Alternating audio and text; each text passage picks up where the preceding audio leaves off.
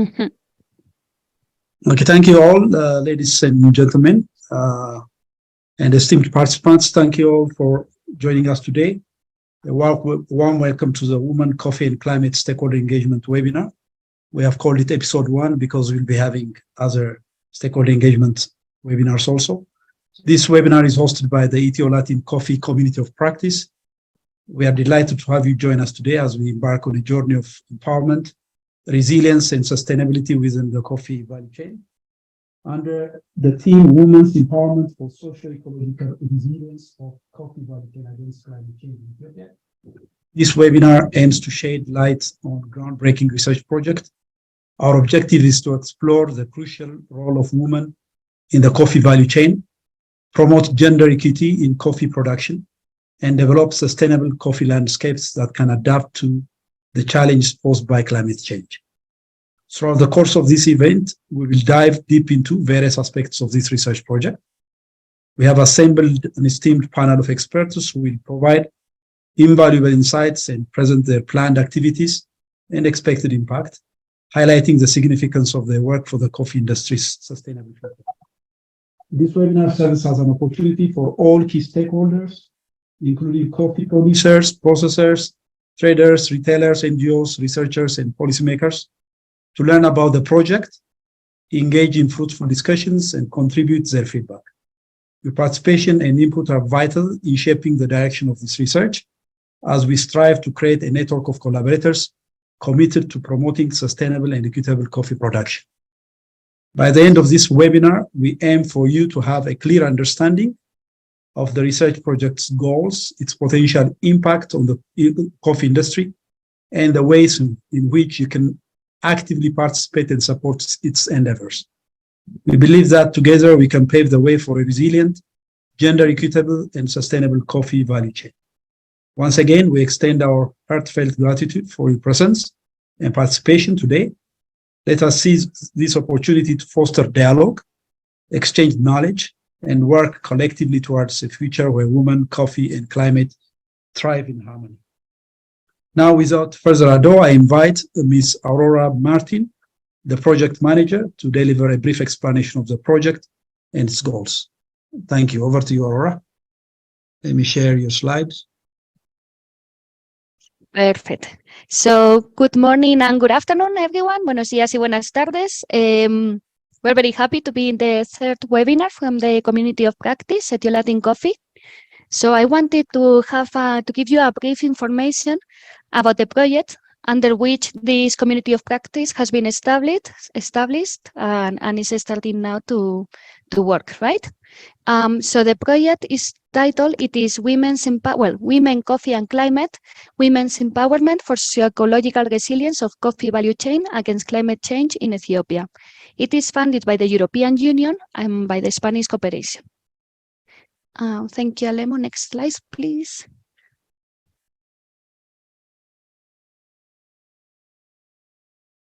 So as mentioned, the project is funded by the European Union mostly, and it is by, it's like an innovation program for development, for rural development, and as well with the Spanish cooperation support.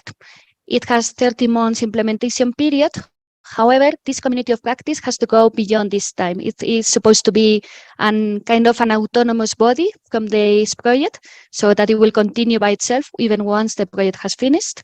We are working at a national scope in Ethiopia, but more the study cases are more specific around Yaju Coffee Forest Biosphere Reserve, which is in Oromia region. However, we have a strong focus on South-South cooperation. So as you will later see, we are also working with two countries, with Honduras and Colombia, more specific with two main partners, which is Tecnicafe and Conacafe, that they will as well give you a brief presentation about their role in this project. And as you will see as well, and as you have seen in the title, this project has a very strong gender perspective, being the importance of women in the coffee sector.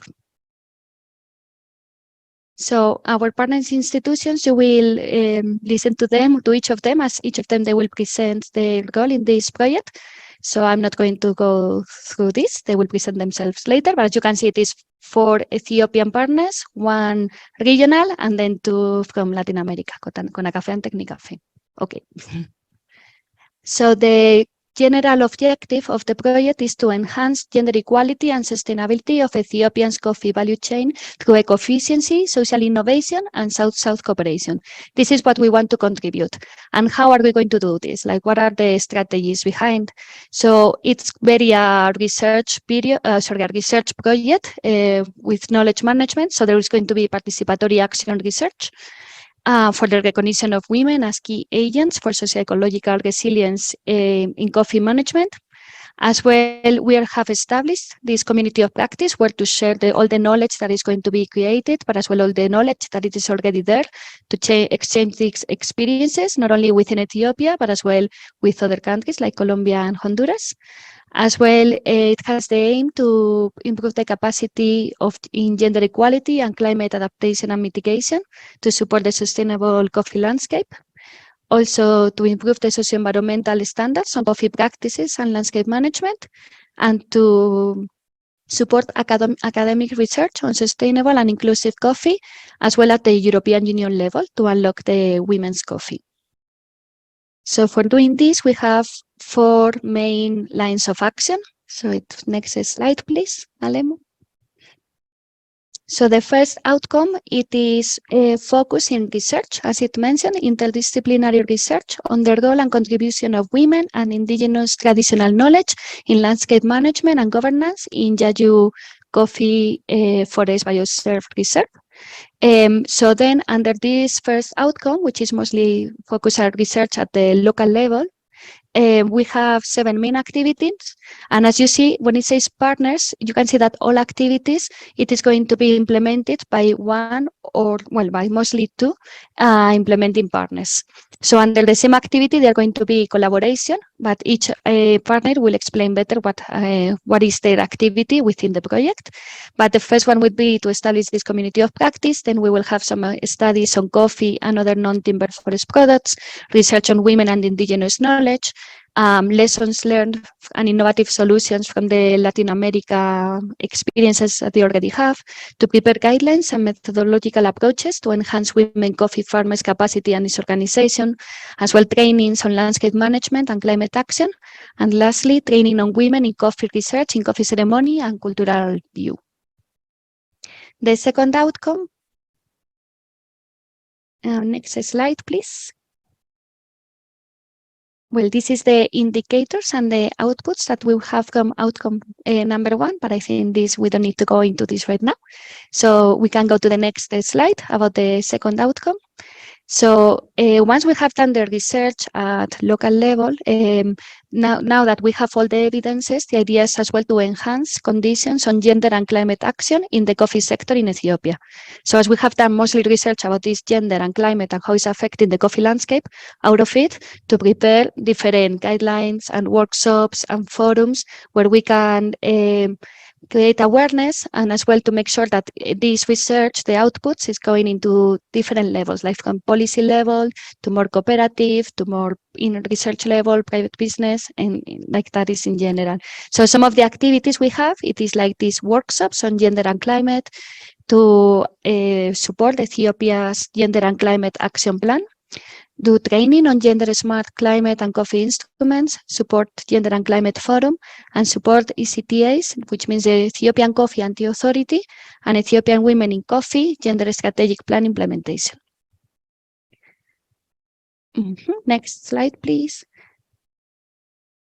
So then this is, as mentioned, the indicators and outputs that we have at this outcome, but we don't need to go specific into this.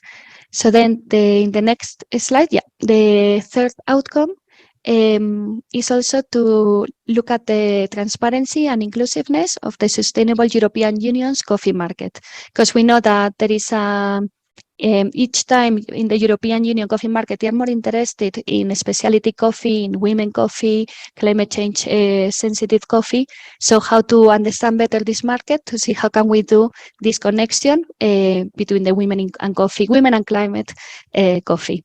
So then under this outcome, we have three main activities. One will be the rapid analysis on European Union's market incentives for sustainable and inclusive coffee value chain.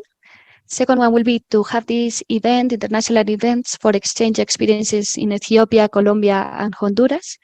We have had already 2 international events where the idea is to get to know how the coffee infrastructure is working there, like at policy level and as well like at local level, and to understand the different institutions, how is the connection between institutions, how it is at field level, how is the coffee being produced, how the quality is being produced, how are they adapting to climate change, how are they improving the women's situation in the coffee sector. So we have had already the first experience in Colombia, which was last October. Second experience, we had it here in Ethiopia, where we went to Addis and Jimma, which took place in December. And then in 1 week time, we will have the third international event in Honduras. So that is the plan so far. So I think at some point we can have a webinar about these different experiences and to give the information that we are getting from these experiences, right? And then the third activity is to study enabling European Union's specialty coffee markets to do this connection, right, between the Ethiopian and not only the Ethiopian coffee market, which is women and climate aware, let's say. So the next slide again shows about the indicators and outputs that we don't need to go into detail into this.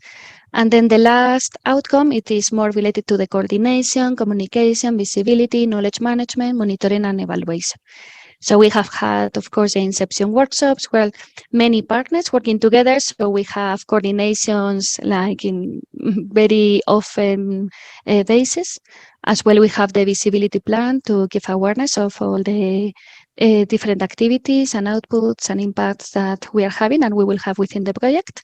As well to support the communication plan implementation, a market plan for the Coffee Anti-Authority and as well from the Women in Coffee to make this link between the European Union coffee market and the producers, a risk management plan, and then the audit and evaluation. And then I think the last slide shows about the indicators and outputs from this specific outcome. Alemo, if you can, please. Yes, perfect. Thank you.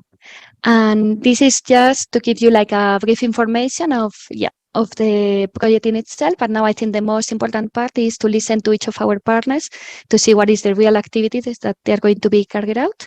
And to have an idea that this is mostly a knowledge production, a research and experience sharing project where information is one of the most important part of it. I think this is next one will be the last slide, I think, Alemo. Yep. So thank you. And if there is any questions, I think later we can go through it, or any comments is of course highly welcome. Thank you.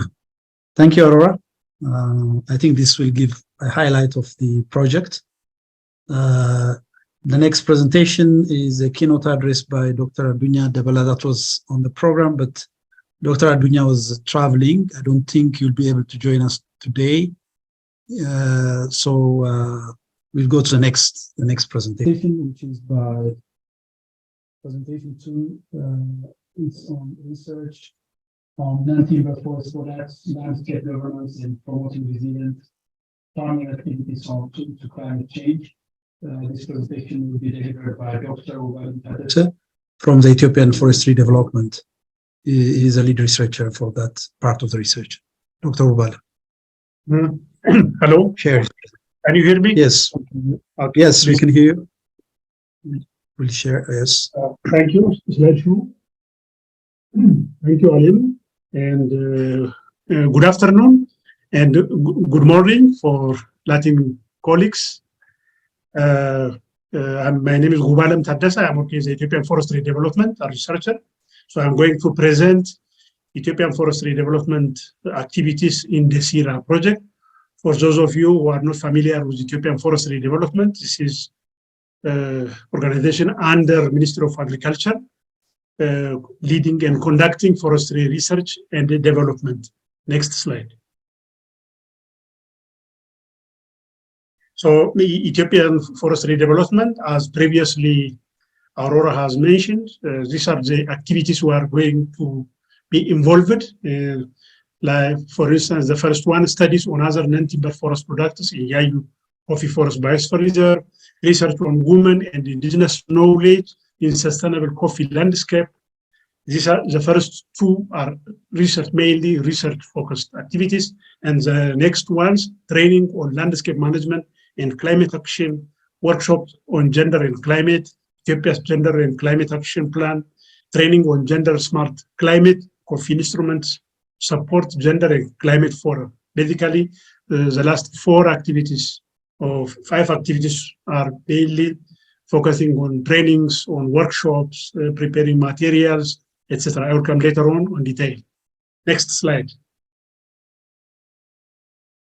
So the first 2 research activities, as I mentioned earlier, we are going to conduct a socio-economic assessment on available and potential non-timber forest products with gender perspective, assessment, sampling, and identification of wild mushroom. We will focus on mushroom resources with potential use of in coffee forest, assessment and documentation of women and indigenous knowledge on landscape restoration.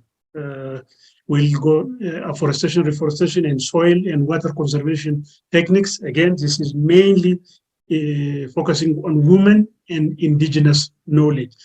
We are going to conduct focus group discussion on non-timber forest products, wild mushroom resources, and landscape restoration. We are going to conduct demonstrative actions, dissemination, and awareness creation of wild mushroom and other non-timber forest products. This is mainly how we are going to conduct the research activities. The expected output scientific publication is expected from non-timber forest products, wild mushroom resources, and the landscape indigenous knowledge on landscape restoration. At least 3 scientific publications are expected. We are going to prepare micro-silvicultural management plan for the conservation of forest systems. As I said earlier, we will focus on among other potential non-timber forest products in Yayu forest. We will work on micro-silvicultural or edible mushroom resources. So we are going to prepare guidelines for different non-timber forest products and landscape restorations, communication materials, brochures, posters, or leaflets, and trainings to public and private actors. I'm not going to in detail, but these are main activities. So far, we have conducted field trip to the first field trip to Metu, Yayu Forest. Discussion was held with different partners, like coordinator of the human HRNS in Metu, and their different coordinators, head of zonal agricultural office, and we have conducted a partial field visit to the coffee forest. We have already prepared questionnaires for non-timber forest products, for wild mushrooms, and for landscape restorations. Checklists are also prepared, and at this time, the team already in Yayu, my colleagues are already in Yayu for the socio-economic assessment and group discussions on non-timber forest products and wild mushroom resources. So the next 2 weeks, they will be in the forest. So regarding the remaining 5 activities, trainings, workshops, EFD, by organization in collaboration with other partners of the project, we will organize several trainings and workshops. As listed here, training on landscape management, climate action, workshop in gender climate action, Ethiopia's gender, etc. So different materials will also be prepared, as these are already mentioned earlier. These are basically trainings, workshops, and different training materials. Next slide. So why is this research? No, non-timber forest products, this is a definition of non-timber forest products, include all biological materials other than timber which are extracted from the forest for human use. So main non-timber forest products in the Yayu forest are honey, spices, edible tree, and shrub products, medicinal plants, mushroom, etc. These are main non-timber forest products in the forest, in the Yayu forest. So the socio-economic contribution of non-timber forest products to the local communities, mainly for women, is for consumption, income generation, or employment opportunities, or marketing, etc.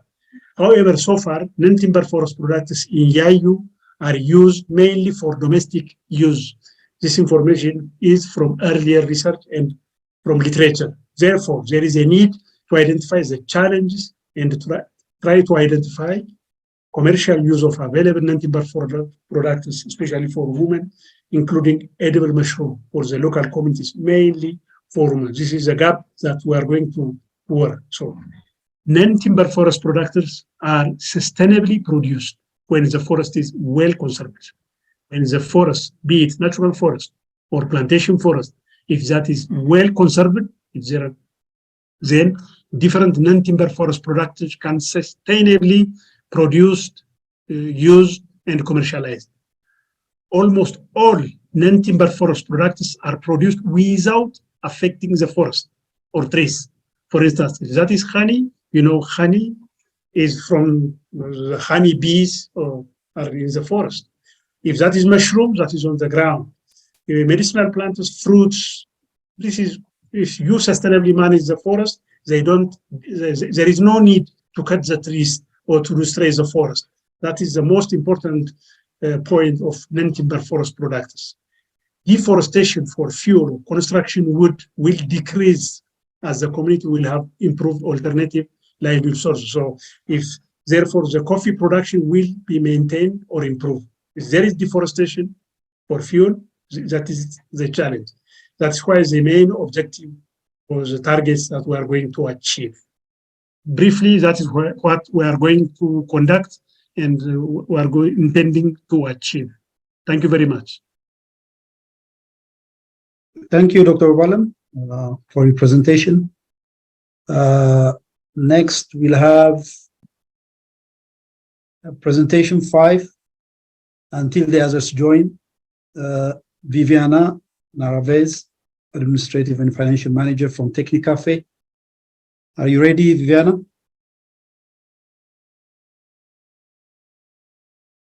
Hola, Celia. Buenos días. Siempre lista. Okay. By the way, there is an interpretation button at the bottom of your screen. Those of you who can't listen to the Spanish language, you can listen to the English channel. So just click on the interpretation button and you can select English. You want to join the English channel, or Spanish, the Spanish channel. Okay. And there is an interpreter who will interpret from English to Spanish and Spanish to English. You can share your screen, Viviana. So Viviana will talk about coffee, ecotechnology, women's experience in landscape management, ecosystem service, coffee policy and scientific research from Colombia. She's from Colombia EthioLatinCoffee Technology Park. Over to you, Viviana.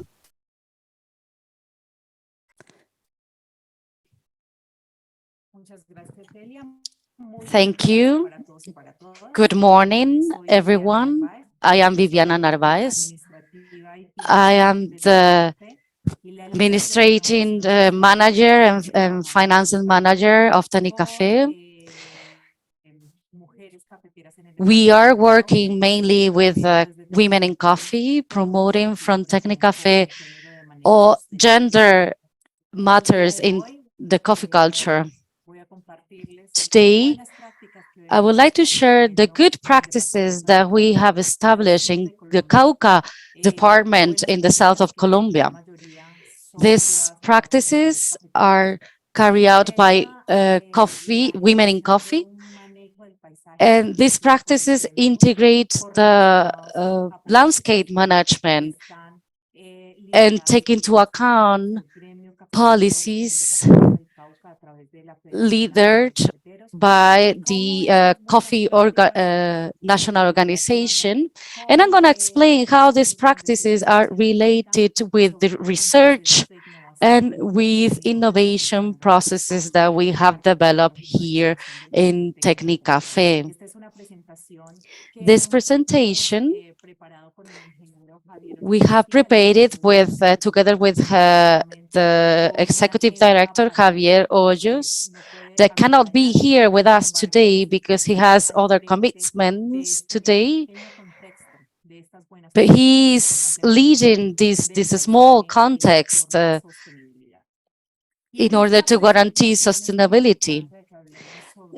It is very important to talk about eco-technology that we have validated and approved, mainly through Supra Cafe. More than 25 years, Supra Cafe has generated eco-technologies to allow sustainability. Eco-technologies, according to the definition, they are efficient energy techniques and resources that are used as a sustainable alternative for coffee production in our case. These eco-technologies are more relevant when these eco-technologies are implemented within productive systems that are made to give certifications. More than 500 women are certified here. These eco-technologies, through this model, allows these women to achieve this certification better and to find sustainability with this certification. What are the technologies that we are implementing? In the coffee growing, in the seedlings phase with one of our partners, GT, we are implementing these technologies. These are some systems covered by bioproducts that allowed a sustainable management of the seedlings. This pellet allow us develop technologies and implement technologies using less material and using less material like plastic.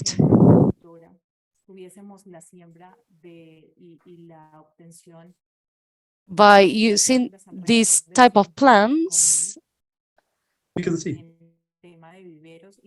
this eco-technology is developed in the first phase with seedlings, and there was an example. If we do this with a conventional or traditional system, we will have 5,000 plastic bags in 1 hectare that it will use a lot of years to degrade. And this system allow us growing this directly. And normally this material will degrade in 2 or 3 years. So it's a very, very efficient technology. And this material costs 10 cents of dollars comparing to the plastic that we can use in our traditional seedlings. The cost difference allow us having a sustainable management in this phase because it's one of the most polluting phase of the coffee growing. This system, it's enriched with nutrients that allow us a more uniform development of the coffee plants, as well as to control the system. This is one of the main difficulties that we have during this phase. It is also important to share that we are implementing the strategy of the growing in shade strategy.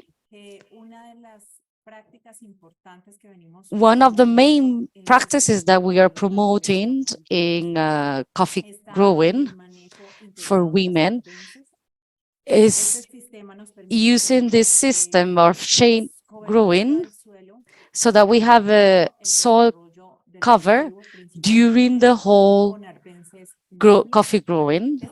With this type of plants,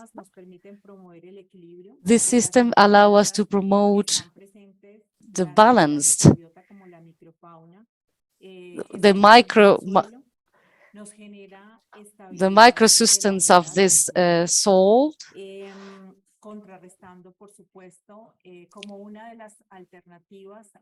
This is an alternative also to climate adaptation and variability.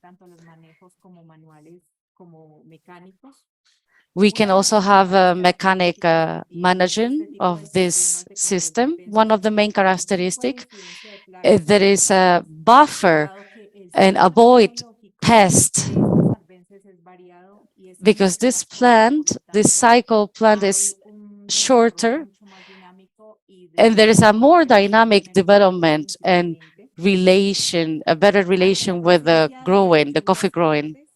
If we have a big amount of rainfall, these plants will buffer the rainfall and will protect the soil, decreasing the water evaporation from the soil. So we try to manage these plants that we're growing next to the coffee plants. Gramínea is the type of plants that they're planting. We do a comprehensive management of these shrubs. We select them. We select the plants that don't compete or with the coffee plant. Another good practice in this technology that we have developed for women, this is also aligned to the Department of Coffee in Cauca, to their policies. Their policy is not having an hectare that is not planted under the shade. This strategy allows us to adapt climate change and protect to the sun. It regulates the hydric cycles with more shades. These coffee plants will develop a more uniform hydric cycles, and there's no like a big variation in temperature from day to night, and we will have a more stability when we develop the coffee growing. We have also seen that with this system we have more organic matter in the soil. Having different shades growing system with different with trees with different heights. For example, trees with higher trees can extract different nutrients at different levels and make them more available for the coffee plant. With these, we have a better development of the growing, having better production and better quality.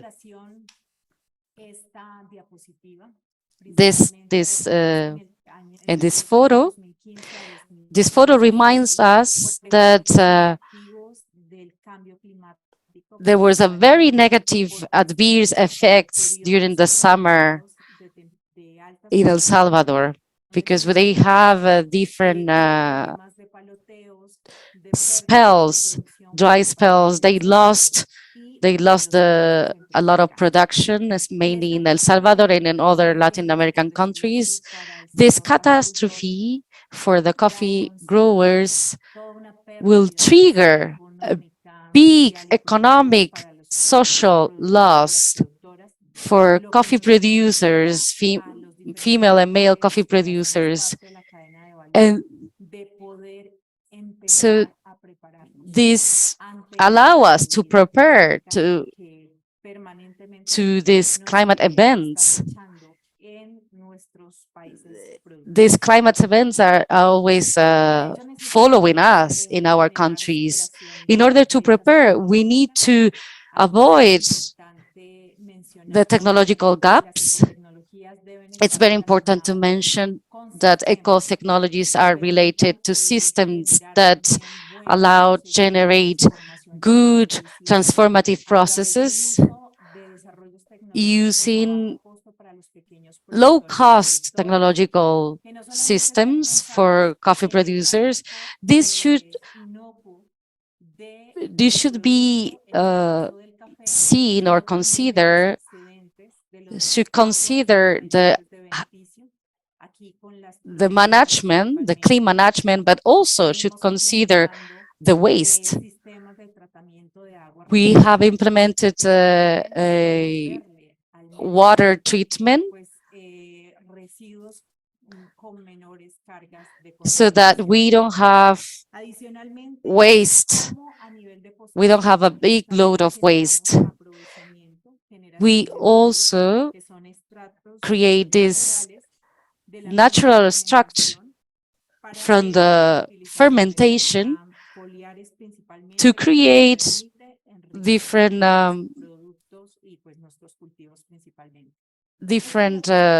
natural pesticides that we can put in our plants. So we need to link good practices in all the processes of the coffee growing during the transformation process, and also having a sustainable waste management, maybe creating subproducts. There are other range of alternatives that we have implemented that are aimed to create impact, thinking of sustainability. These are the post-growing processes. We need to, in Colombia, is one of the main countries that has soft wash coffees. And last years have also worked natural processes. This allow us to work on the amount of water that we can use during those processes. In the farms that use this washing process that has no technology, they could use from 6 to 10 liters of water in order to get 1 kilo of coffee, dry coffee. But with all these type of technologies or processes, we can use half a liter of water, from 400, 500 cubic centimeters. So having this type of processes, it's very important because there's a big amount of international clients that are demanding different products, natural products, so we can access to the international market. It is very important to relate in this presentation that women are doing a very important work. They face the current economy among the supporting caring economy among their families, but also they have a big role with the technologies that I mentioned before.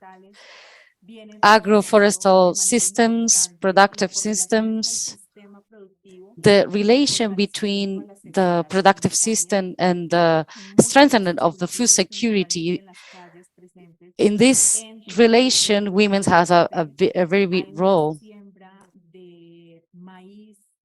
In these plants, they grow maize, beans, different products that will allow us to find this food safety.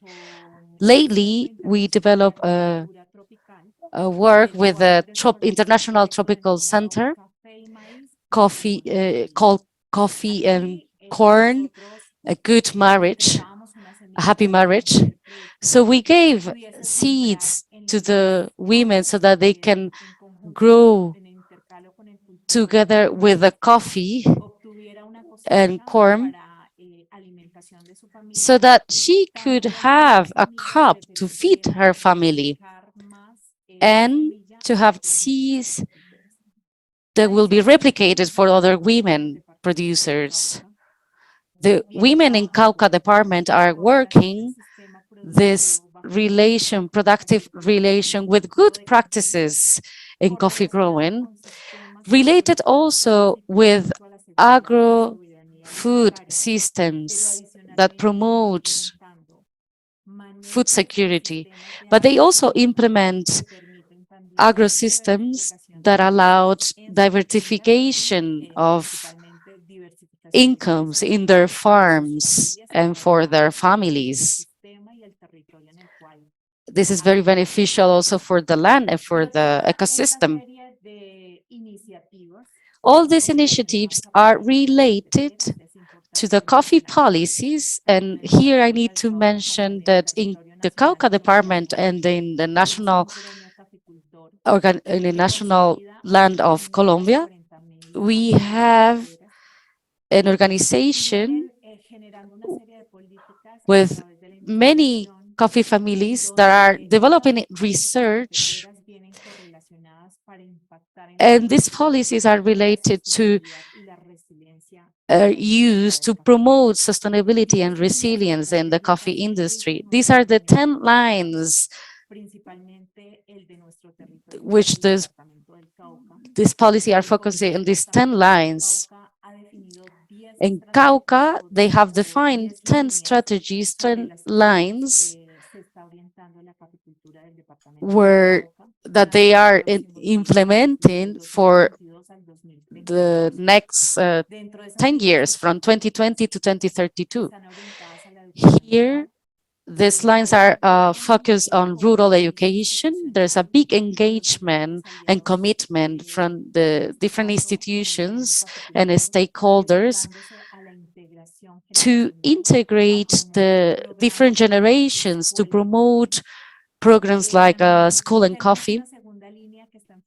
We have a second line focused to added value, to support the added value in the technologies that I mentioned before, to bet for the circular economy. So how to use and take advantage of what we normally throw away, like the pulp, the mucilage, the husk, the coffee husk that we normally throw away. So we teach them how to use it, and other co-products or sub-products that normally are not used in the productive system. Unfortunately, our coffee producers, they only use the 5% of the coffee bean. So there's a 95% of opportunities missed. Maybe the mucilage, the husk, pulp, the leaves, the wood, flowers. We can transform these products and create real circular economy processes. We have a third line focused in sustainable environment for the agro-food systems. We were talking about this relation with the food security. Another line focused on social communication to strengthen these relations within the whole community. We can say that in Cauca is has a diverse culture and different ethnicity and ethnic groups. So it's important to identify that we don't have only one coffee culture, but many. It depends on the geographic location, on the ethnic groups that represent it, and depends also on the climate variability. This line, this strategic line, is very important for these coffee policies because it invites or takes into account the different stakeholders from the coffee value chain. We need to identify all the stakeholders because we cannot represent only one coffee culture, but we need to represent all the coffee cultures. We have the fifth line, the strategic line, focus on gender and strengthen the engagement of young people in order to create a big impact in the local and regional governance. We have different dynamics for the coffee production to create an economic that is sustainable. Here, these good practices need to be focused to soil preservation, microclimate preservation, and the social dynamic in the whole coffee production system. The seventh strategic line is to bring dignity to the conditions of life. This is related to the communication we have in the land, in the field. The eighth is the social infrastructure to the welfare, and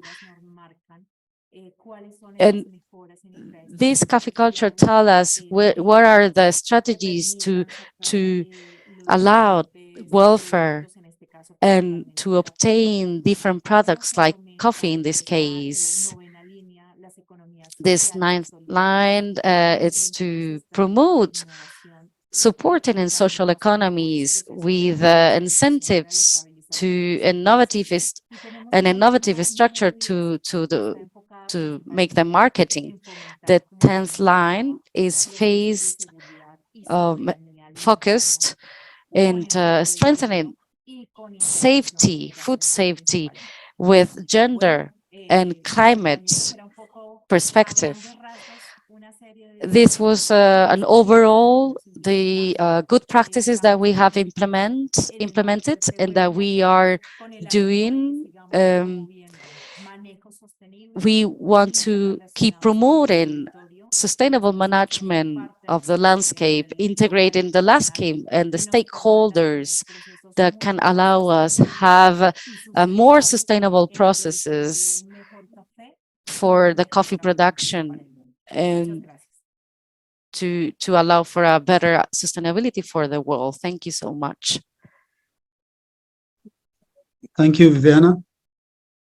If you have any questions for all the presenters so far, please put your questions in the Q&A area at the bottom of your screen, and when the time arrives for Q&A, we'll respond to the questions. Next, we have now Fusum. Fusum has joined us from ECTA. He'll be presenting the research that's being done by ECTA. Fusum. Hello. Can you hear us? Yes, we can hear you. Over to you. Yeah. Thank you. This is Fusum Mangasha from Ethiopian Coffee Entity, Women and Social Affairs Executive. I'm going to present for you about two assessments conducted by the first one is already conducted, and the second one will be conducted hereafter. Next page, please.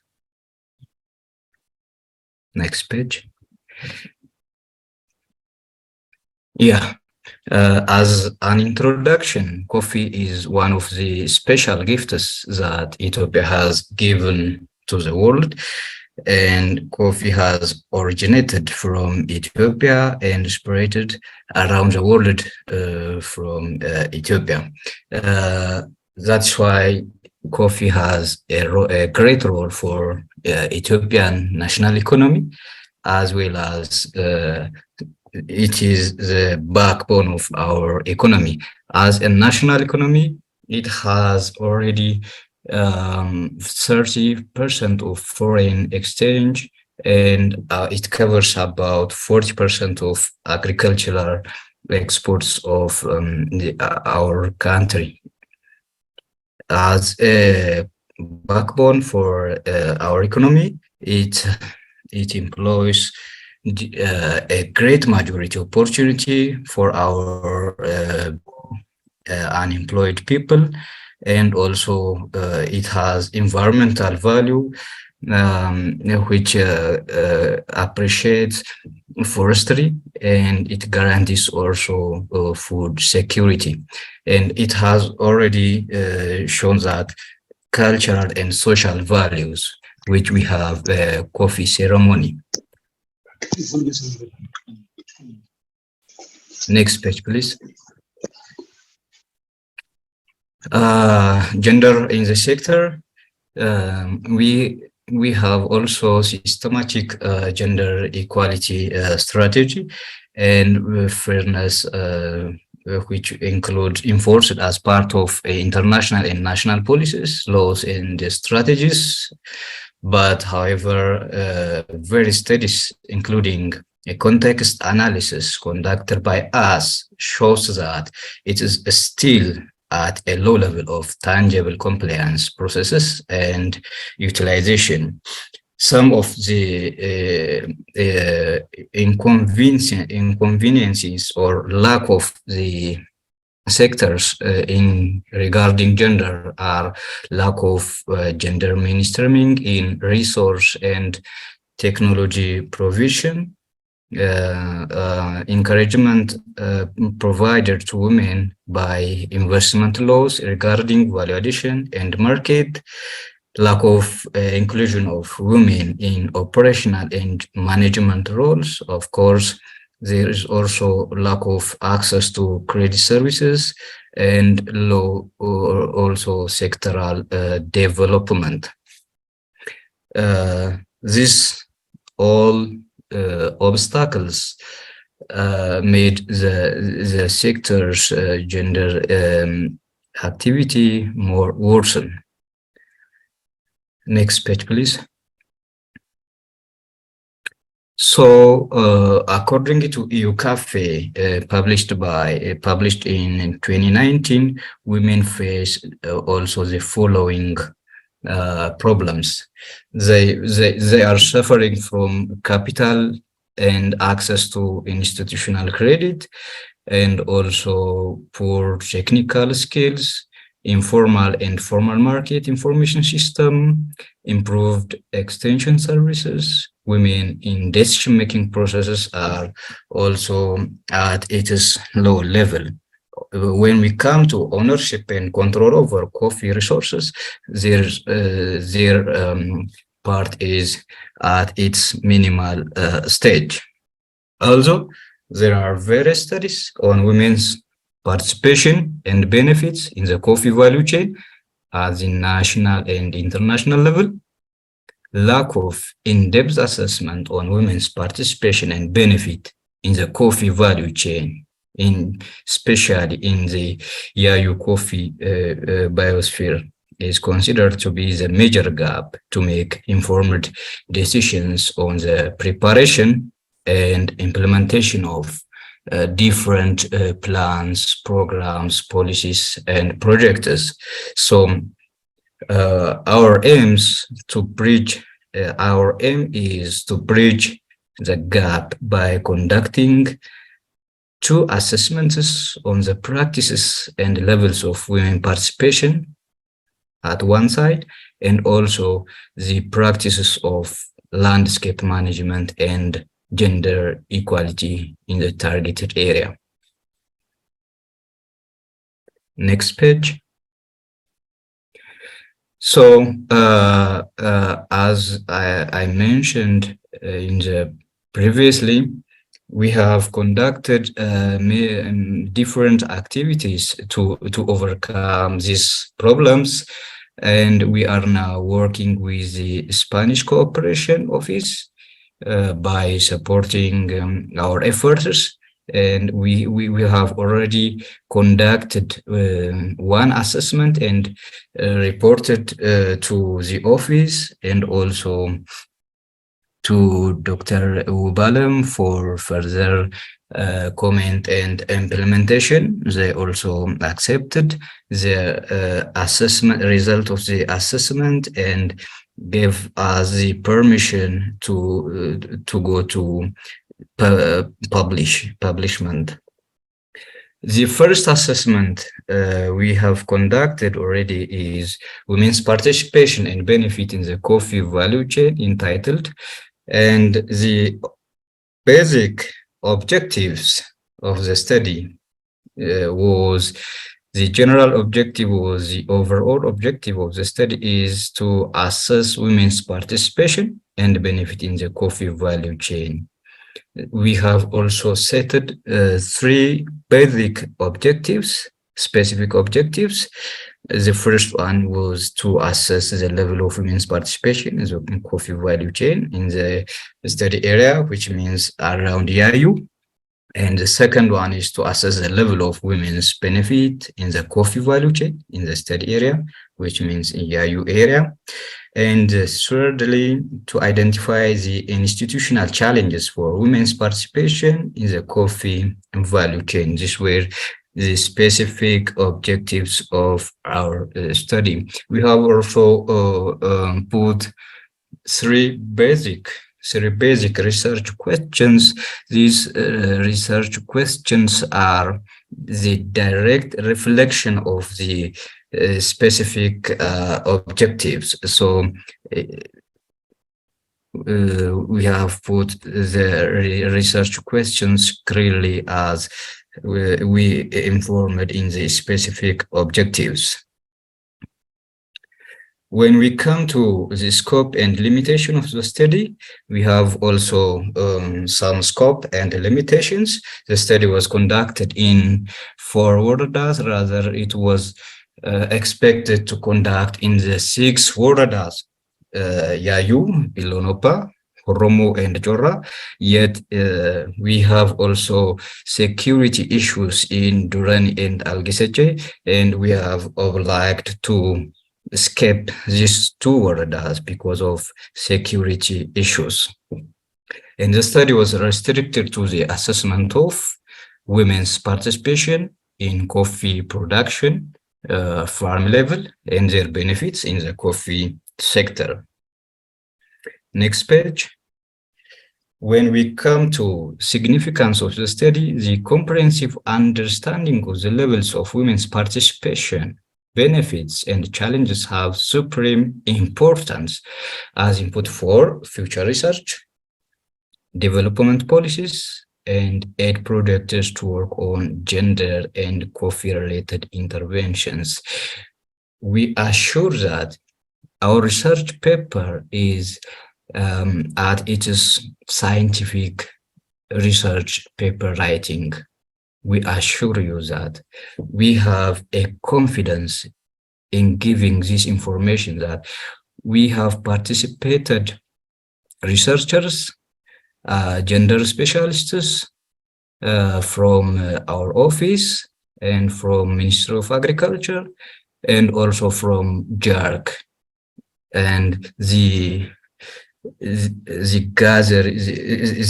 group, the formed group was very talented and also experienced one, and they produced an interesting document. That is why the significance of the study is very, very interesting and useful for other research workers and also for different project workers.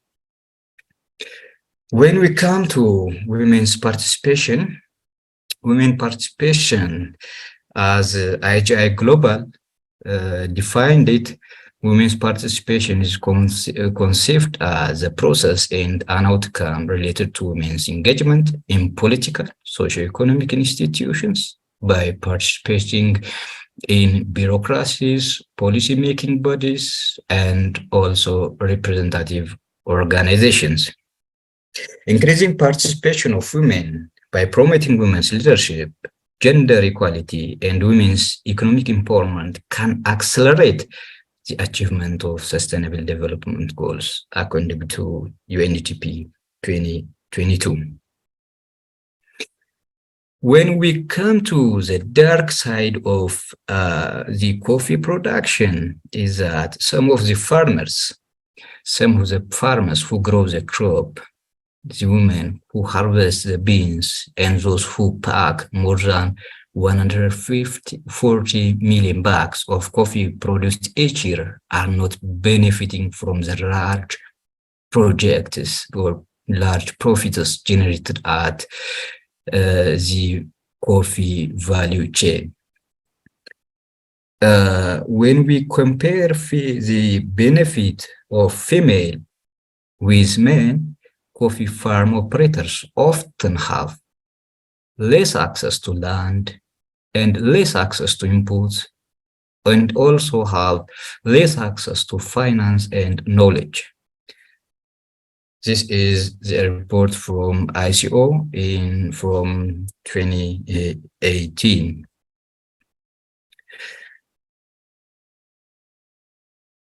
Next page, please.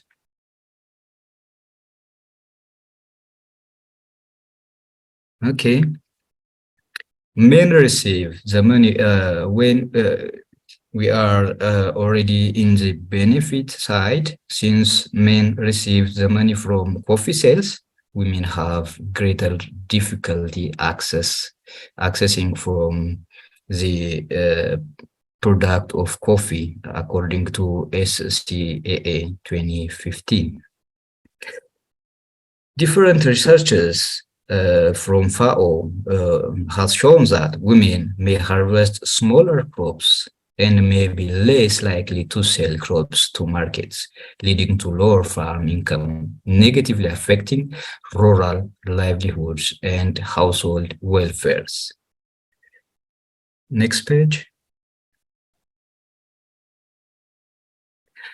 When we come to land ownership, a considerable gender difference still emerges. In the context of low and middle-income countries, women have less access to land than men.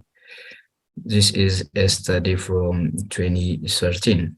For example, on average, women own 25% less land than men.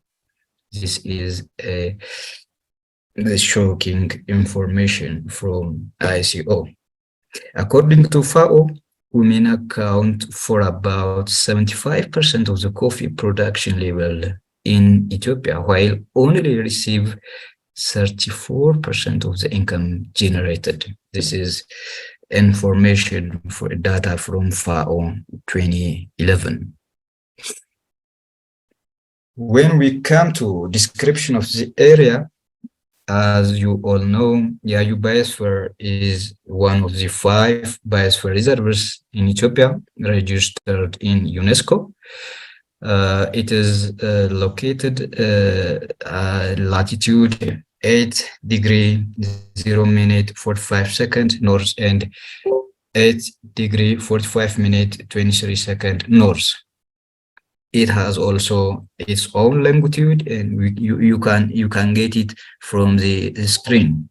The biosphere reserve is also known for its wild coffee growing and hence has immense inhabitants and home for various wild flora and wildlife. The total area of the reserve comprises an estimated 167.29 hectares of land. When we come to the research design, the assessment has applied descriptive descriptive research design, where the nature of the assessment is to describe the characteristics of women's participation and benefit in the coffee value chain of the Yayu Biosphere Reserve. The study also used a cross-sectional data structure to address the objectives of the study. Quantitative and qualitative research approaches were applied in order to get a holistic understanding of the assessment topic. When we look at the sampling technique, multi-stage random sampling technique was also employed to select sample interview women's. Sample size determination, we have also used the Yeman's 1967 formula, and it has put it here under equation 1.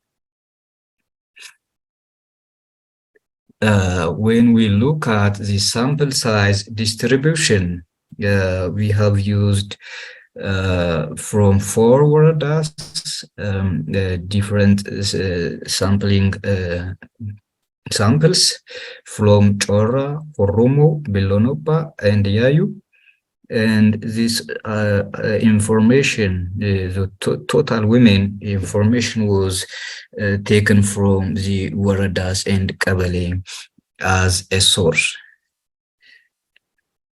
And at total, we have used 191 women in total. When we come to types, sources, and methods of data collection, we have used both primary and secondary data types. And when we come to secondary data, we have collected different journals, articles, previous studies for empirical research, evidences, organizational documents, and books through critical reviews. The data from women farmers were collected through semi-structured interviews. These are the data collected from women are considered as primary data. And furthermore, checklists was used to collect data from key informants. We have used key informants from zonal structures, which means the Iloapabor zone and Bunobodele zones, and also from Worada and Kabale government officials and workers.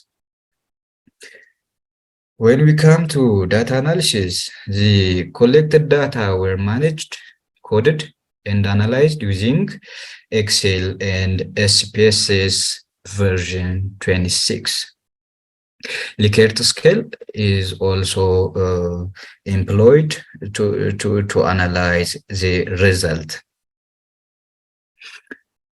When we look at the demographic characteristics of the respondents, the majority of the respondents are young, which means 26 to 35 years old, and also from 18 to 25 years old. We have also included elderly women, greater than 65 and also above 56 years old. We have also included married, single, widowed, and divorced women. When we come to educational level, literate, adult, which women who can take adult education, and from grade 1 up to grade 10, and high school graduate, and also above high school graduate. These are our demographic characteristics of respondents. Women's level of participation in the coffee value chain. When the responses compiled we have get the following result: coffee seedling and seed and seedling preparation. Women's participation is Also, we have 65. 2 minutes. All right, all right. I have to rush. Okay, relative level of participation of women in coffee value chain is coffee bean harvesting is the first one, and coffee management the second, and at third, dry coffee processing. Let me rush to the conclusion part.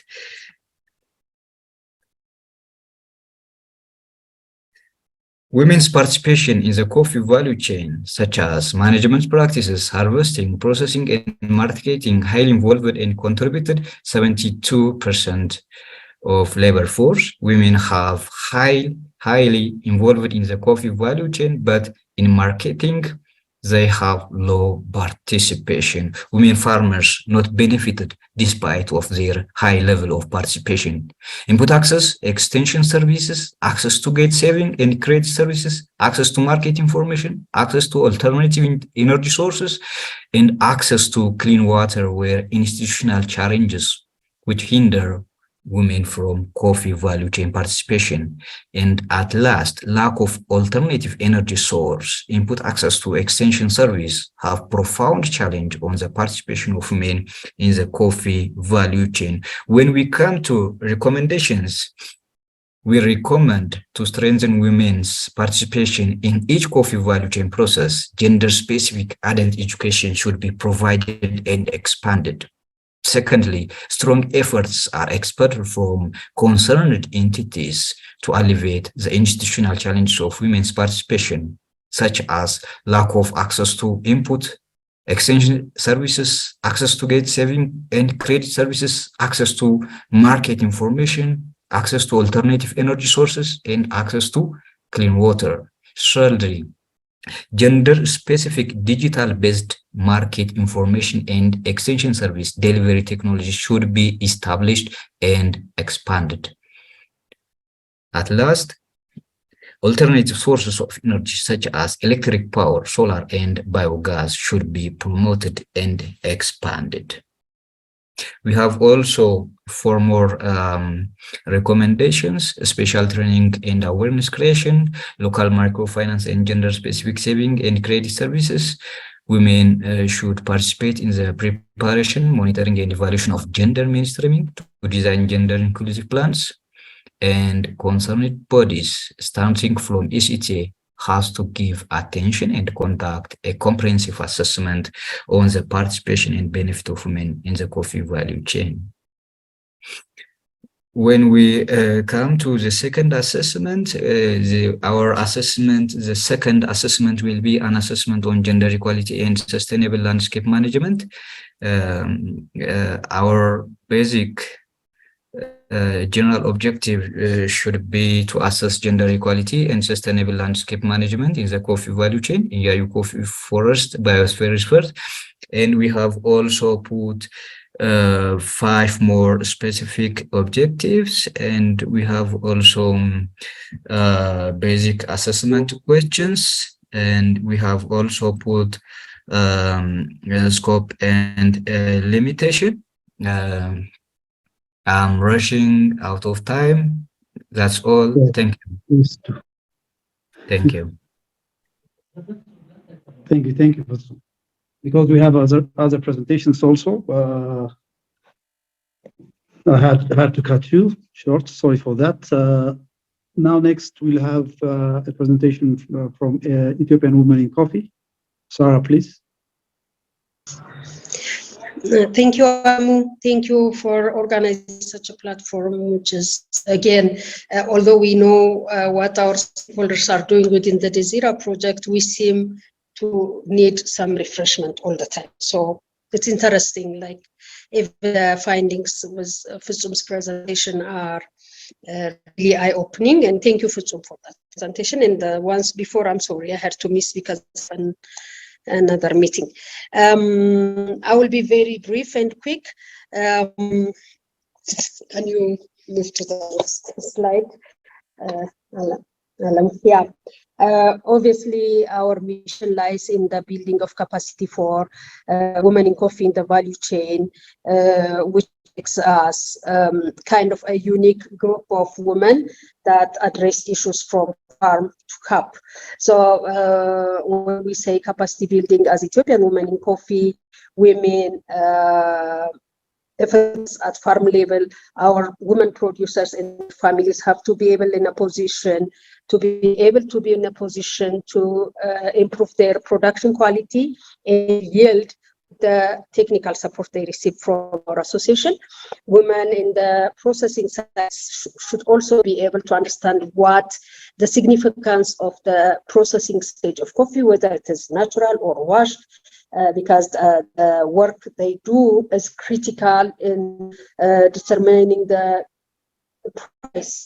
price they receive for, or the producer receives for that kind of coffee. So we consider everyone that works in the coffee value chain our member, whether they are registered or not, because we believe we are here to voice and bring critical gaps in the skills department. So that's why we exist mainly. So I think the Desira project, the Spanish cooperation, understood our role in the coffee sector in Ethiopia, and they picked us for that purpose, and we feel honored about that. Next slide, please. I will skip the vision mission part. So part of one of the major activities we have in this project is the training on women in coffee and researching coffee ceremony as cultural value. That is going to be very key, because I had an opportunity to see a brief research that was done by someone I know with coffee brewers in Addis.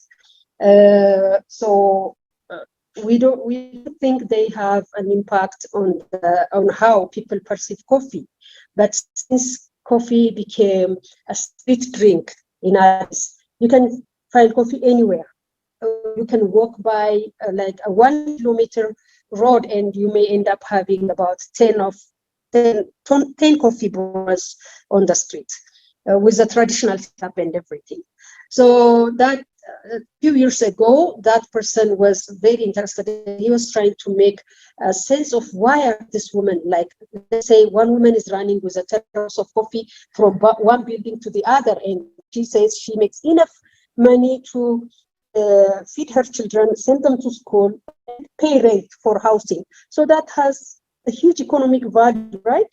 If we multiply the number of women that do coffee brewing on Addis streets, the income they generate, and the amount of transactions that happens during a day, what would it tell us? So that is something we want to understand as women in coffee, and emphasize on the cultural value as well.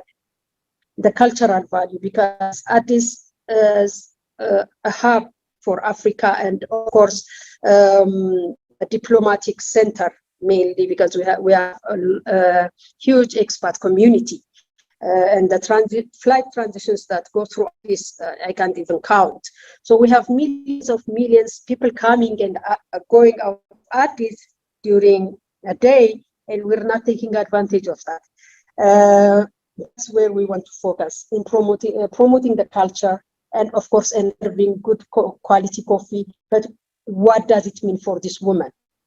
What does it mean for them economically, socially, and in its every sense? So that is part of the activity we have here. And of course, coffee brewing is in our blood. Every woman, Ethiopian woman, I can say, come coffee. I don't know many women that don't.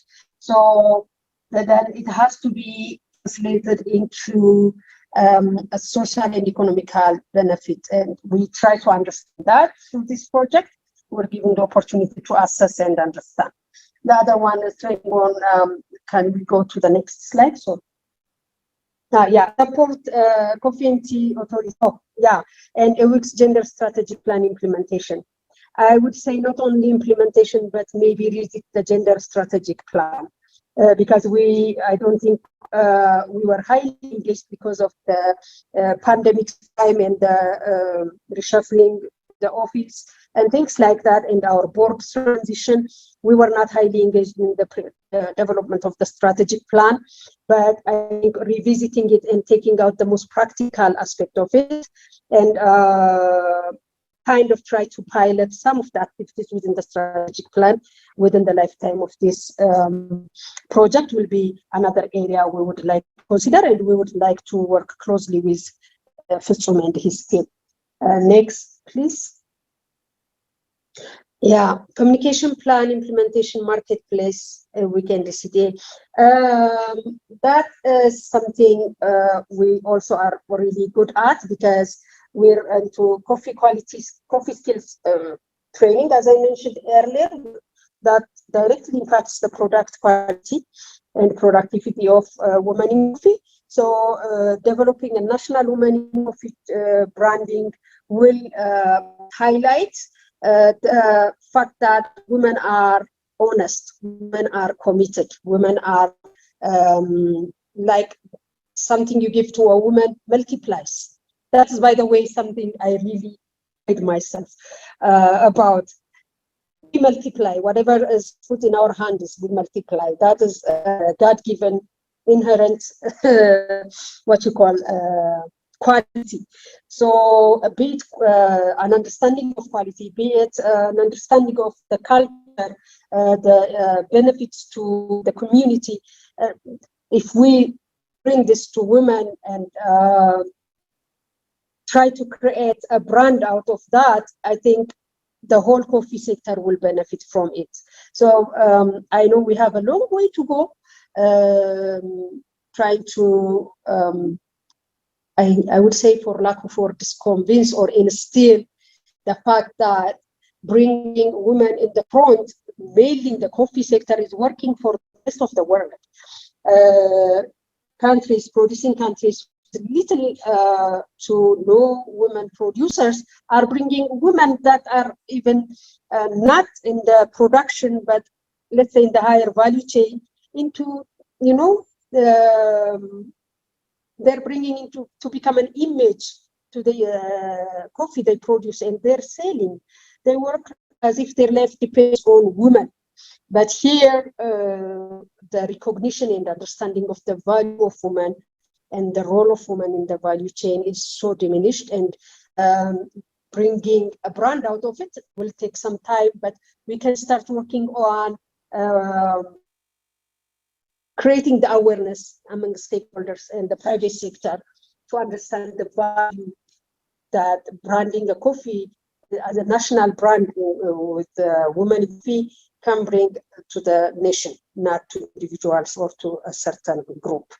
I think that's one. And in the next slide, I will not go in detail into the activities. I am touching the highlights. This is our resource center. We have our Spanish cooperation partners to thank for it, because this was started in 2016 with another project, but it did not get to completion because of many reasons. But once we received the support from this project, we were able to re-establish and have a very inviting and kind of attractive space where our members can come and sit, have a meeting, or do the coffee cupping. Our next slide, discuss about their businesses. That's a very small, cozy space. Alamu, the next slide can show the cupping lab also within the same building. So we have our resource center, kind of not very fancy, but cozy and practical space. So that is one. Just 1 second. Okay. Yes, yes. Go ahead. This is our research center. I can move to the next slide. Yeah. We also, actually, this one happened during a conversation. Even the project did not officially start, right, Aurora? This one happened because our partners were open enough to engage in something we love doing, which is training our members. When we took up as a board, what we decided to do was at least all our members that have access or that can come and take part should have, and online access should have foundation level specialty coffee certification in green coffee and sensory. That was a decision made by the Women in Coffee Board.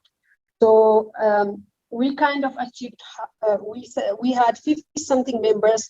Some of us already have the certification. Some of us were not able to make it, but almost half the number, about 25 of our members attended the class, and all of them are certified in foundation level specialty coffee certification in green coffee and sensory. That was a huge achievement for us, and to be able to accomplish that early stage of the project, to accomplish this was really, it needed a commitment and real support from this project. And I would love to take this opportunity to thank our partners, of course. This is a project.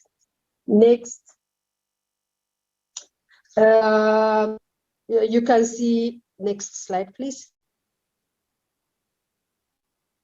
And this is the project schedule. I don't think I need to go through that. We know about it. But one thing I want to highlight is there is the terms of reference we are developing that is also in collaboration with Wubalem and Alemu and our colleagues in this project.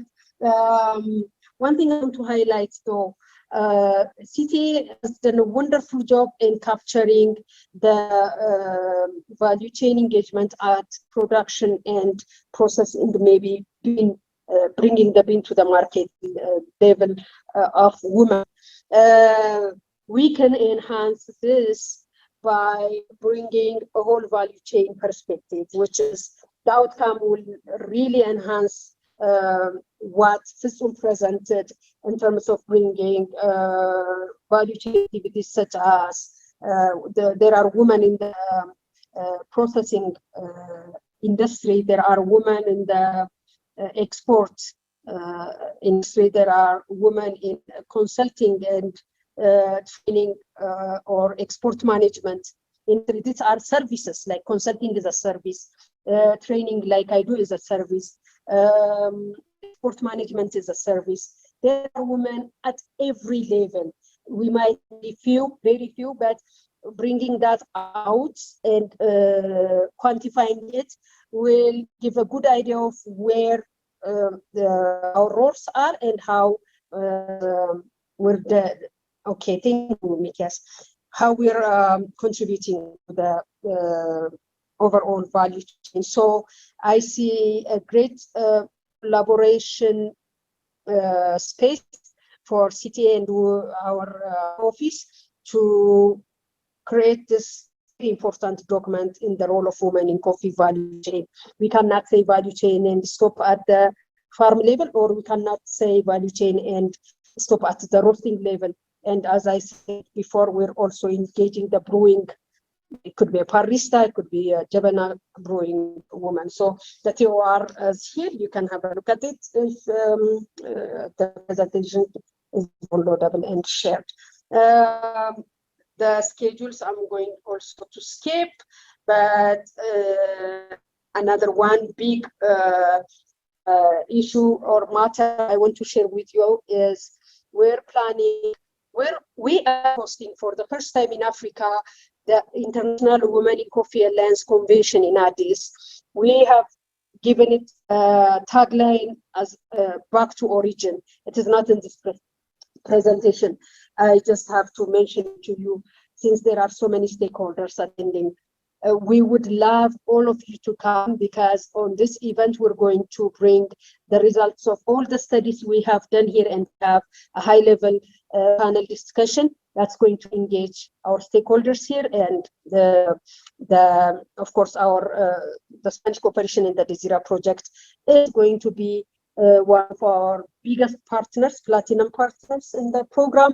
We're going to bring women that we have trained from the coffee producing area in Yayu Forest, so that I have international exposure in this event.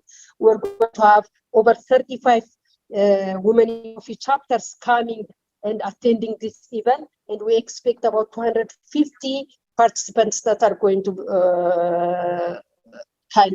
represent big coffee buyers, roasters, international organizations, and a whole lot of other participants I cannot talk about now. We have acquired some partnerships.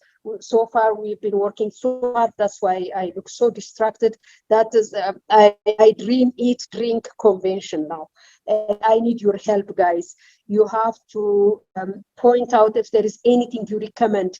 We have origin trips organized that will take you to the origins Ethiopia, like the major origins, and we're planning 3 trips, so you can choose from the 3 options. We're going to have meaningful conversations, coffee cupping sessions, and it's going to engage all of you.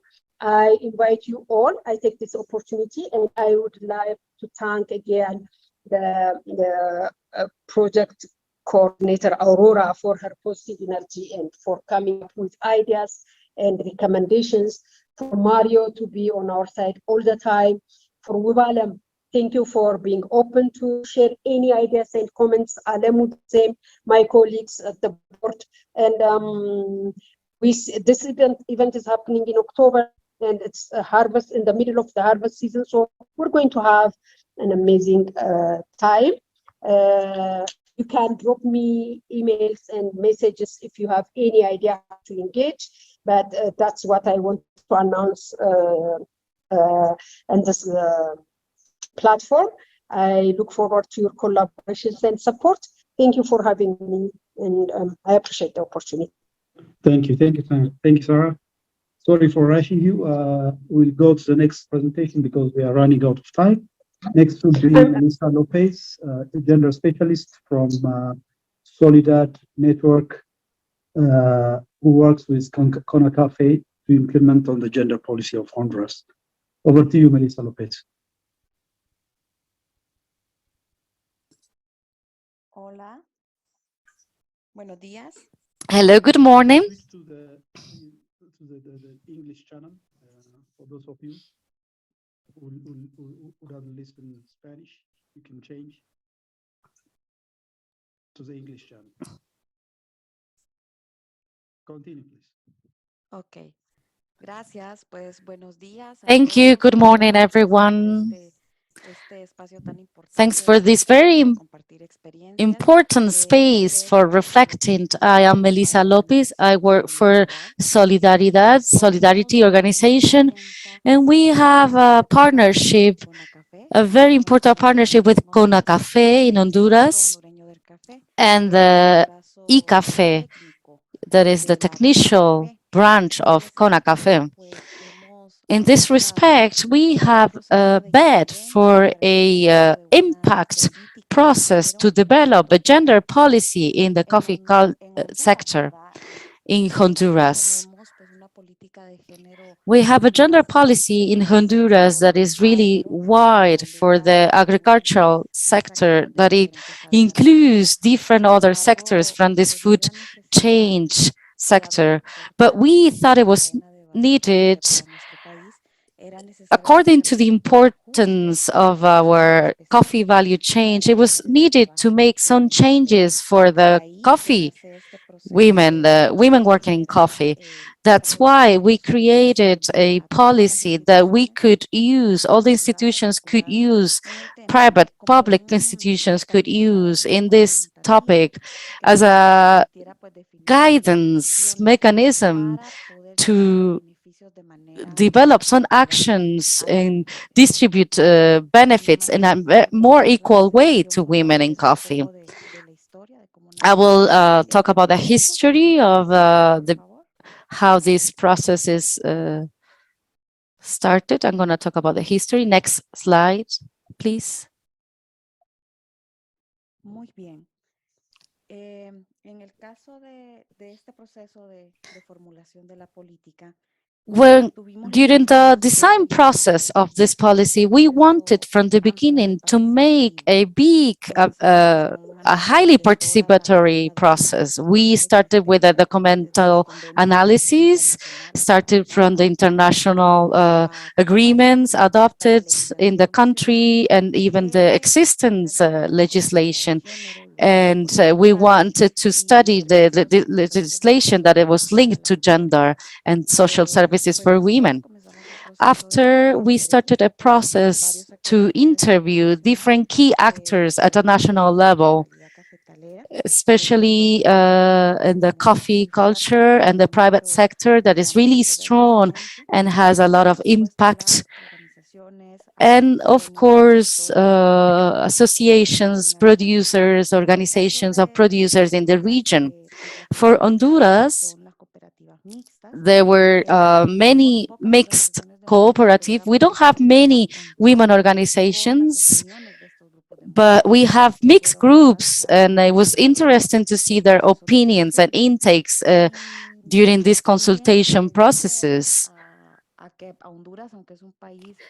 Honduras is a very small country, but we have different regions that are very diverse, and we undertook different consultations in the different regions so that we could get all the data and elements that are relevant to this analysis, to have a representation of each region. Next slide, please.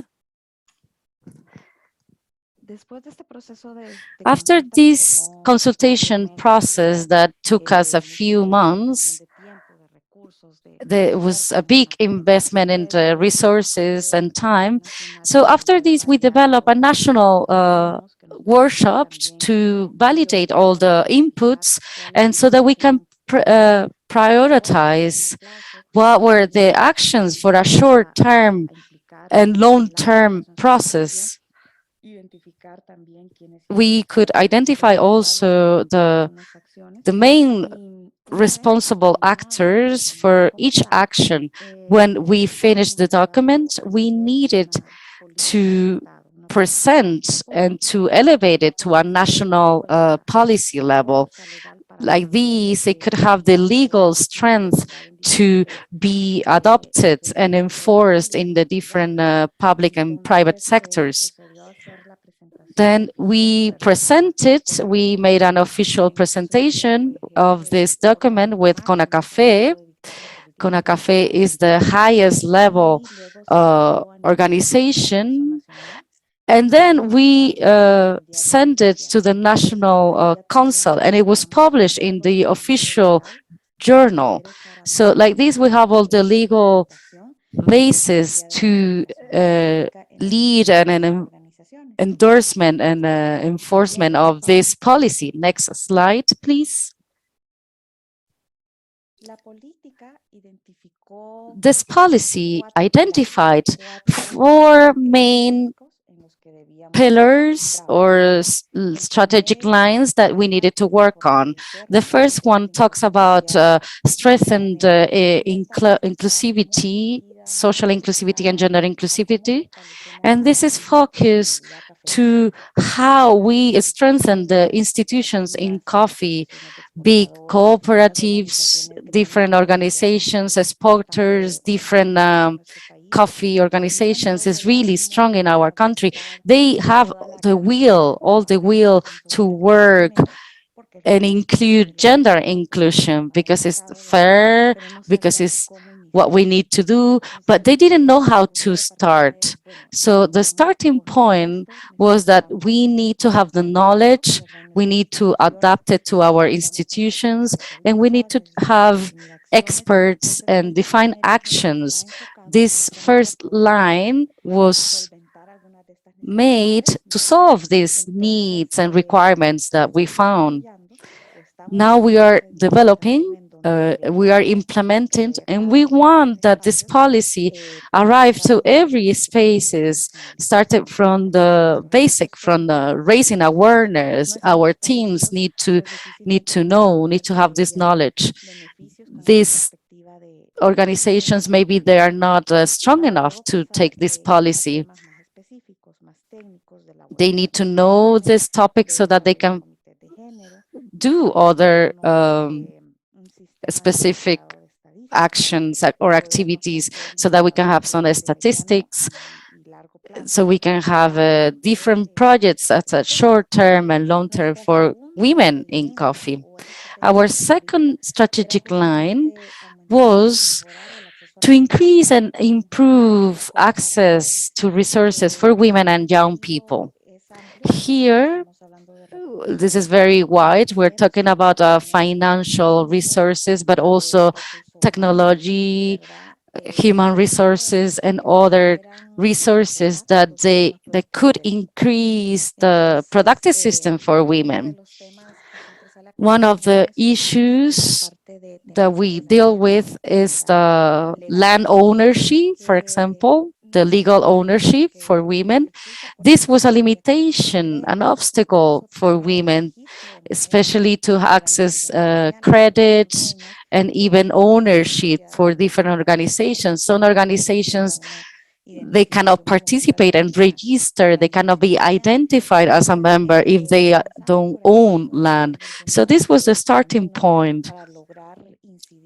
We started to work on this part so that we can impact the land ownership and also create a group of women in different specific topics. And we wanted to deal with this topic in taking into account different sectors in the coffee value chain, especially in the post-harvesting, and also giving opportunities to women in other sectors, in other like the administration, to be a barista, capacity building. We have also some women that are engaged in the roasting as well. This is difficult, but we're always focusing women that are already engaged in exporting and the whole mechanism that entails coffee exporting. The idea of this line is just increase all the system, all the productive system for women. The third line talks about develop and strengthen leadership capacity for women and young people.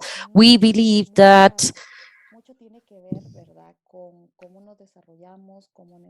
this is related on how we communicate, how we strengthen this skill so that women can be represented in their organizations.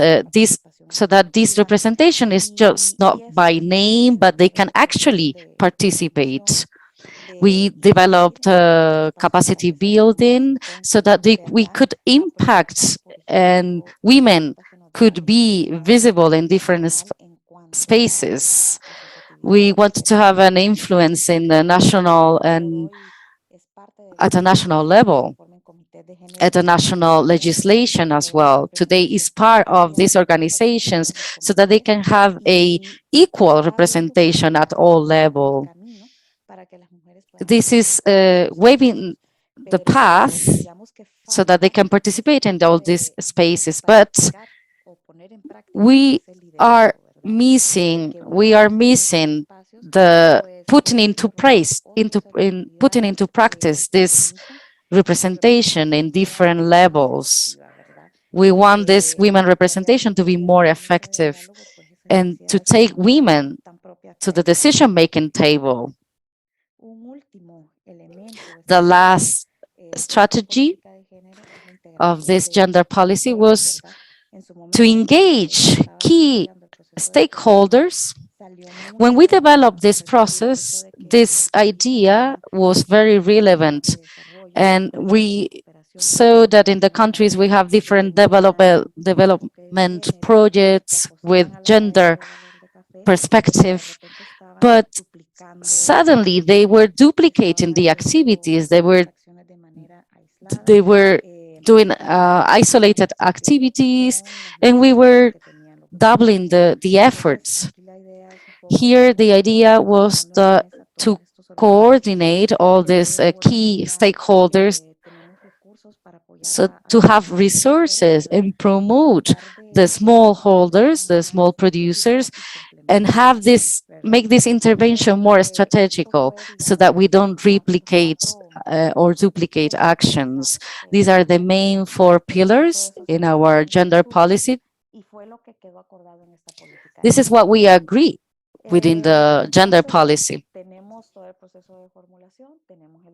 We have the creating process, and we go to the next phase, which is the implementation plan, the policy implementation plan. For our country, this policy, compared to others that are really well settled and established within the government, this policy is really wide. It's looking to include the private sector. We know that the private sector is the other big pillar, backbone for the coffee culture, but we are also looking to include social organizations. When we created this process, 2022 and 2023 were the first years of implementation. We were supported by different organizations like ECAFE, that was the big technical branch, and together with Tecnicafe. What we tried to implement, it was this socialization with different stakeholders. In the case of Honduras, coffee is divided in different regions, and these regions are autonomous. So we relate and make partnerships with all these associations, considering each particular region, each particular characteristic of each region. It was very important to create this relationship in order to integrate women in the marketing of coffee. And we also talk to producers, associations. We have experience with 2 cooperative and a company with different services.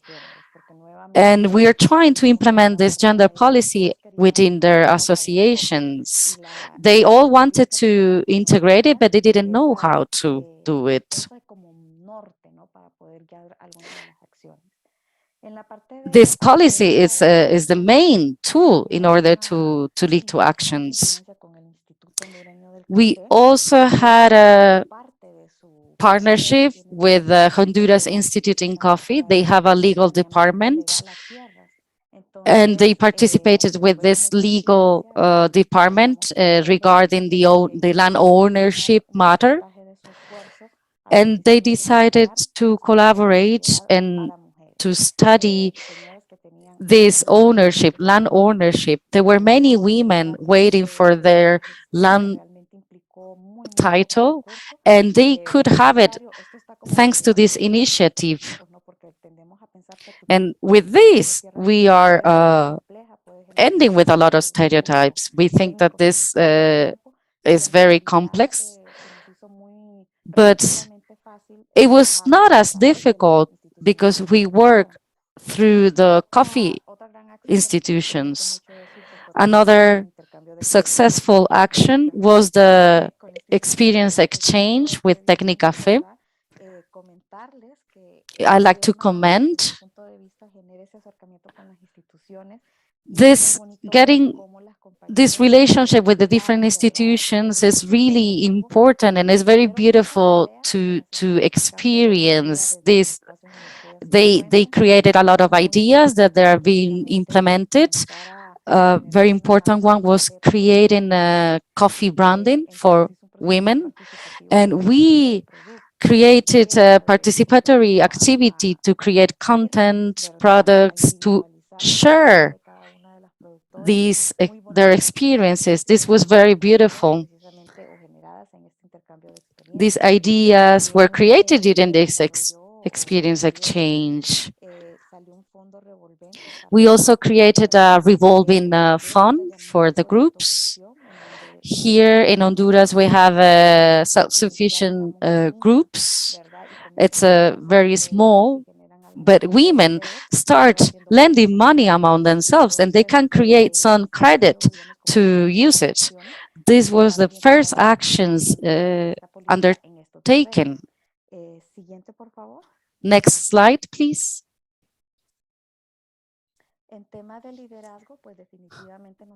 Regarding leadership, we advocate women associations in coffee in Honduras. They were the main representative of the organization at a national level.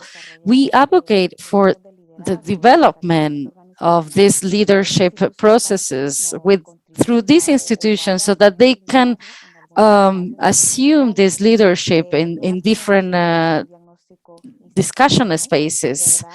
We did institutional diagnosis. We identified the strengths, the weakness. We talk about how this legal representative could be beneficial, but it will also be important to identify the other positions that will be beneficial for this association. We also created a podcast. The youngest colleagues, they did it. They are very engaged in communication. This was an opportunity to raise awareness. We talk about productive topics, technical, social topics, identifying the leadership in women, young people, and we talk about how we can engage with different regions, coffee regions. We created a lot of capacity building that lead to different activities, ideas, proposals that now we're discussing that have upscaled the profile of this women organization up to now. And now we have really identified this organization as the main women organization in the country. It should be the leading organization. Lastly, we develop different partnerships to define strategic actions in multiplied efforts. The feedback for this 2 years process, some of the activities that we have created or focal points that we need to deal with is to disseminate this document of the policy. Many women didn't know it. Then they started to know it, and then they decided that they wanted to participate. They wanted to know it deeply. We need to find or use a language that is easy to understand. And we created this document in a very easy language so that everybody could understand. Capacity building for producers, organizations, coffee producers. This was focused on the production at the beginning, but now they are developing these ideas also for the decision-making stage. Take advantage of the planning instrument in the gender committee.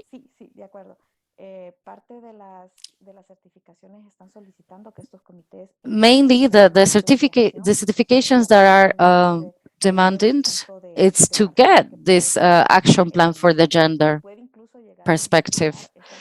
We could identify also the institutions that can contribute, and of course the budget allocation.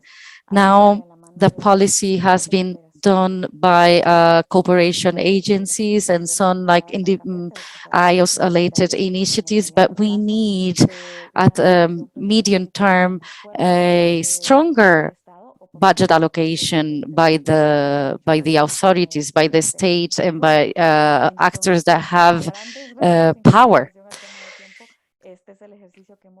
This is what we have done. Again, I want to thank you for this space and for allowing me to present any question that you have. Please, you're welcome to ask. Thank you so much. Thank you so much, Melissa. We are running out of time. We have already gone beyond 6. We have one more presentation. I'll try to make it as short as possible. Miki, can you put my presentation? Yes, so I will be presenting on the knowledge and learning unit. The project has a knowledge and learning unit. I'll just present only the activities of this knowledge and learning unit. And yeah, next slide, please. Okay, we have several activities under this knowledge and learning unit. In this slide, I will highlight the various activities undertaken under this unit. These activities are instrumental in promoting gender mainstreaming, enhancing capacity, and fostering knowledge exchange within the coffee sector. So number 1, we have ensuring gender mainstreaming in participatory action research. This activity emphasizes the integration of gender perspectives throughout our research, ensuring that the experiences and needs of women in the coffee value chain are prioritized.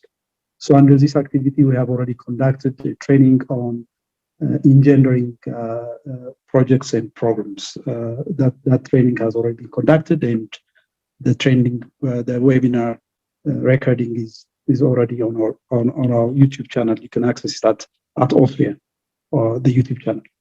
Number 2, we'll be organizing various workshops in gender and climate that facilitate discussions, knowledge sharing, and capacity building on the intersection of gender and climate change.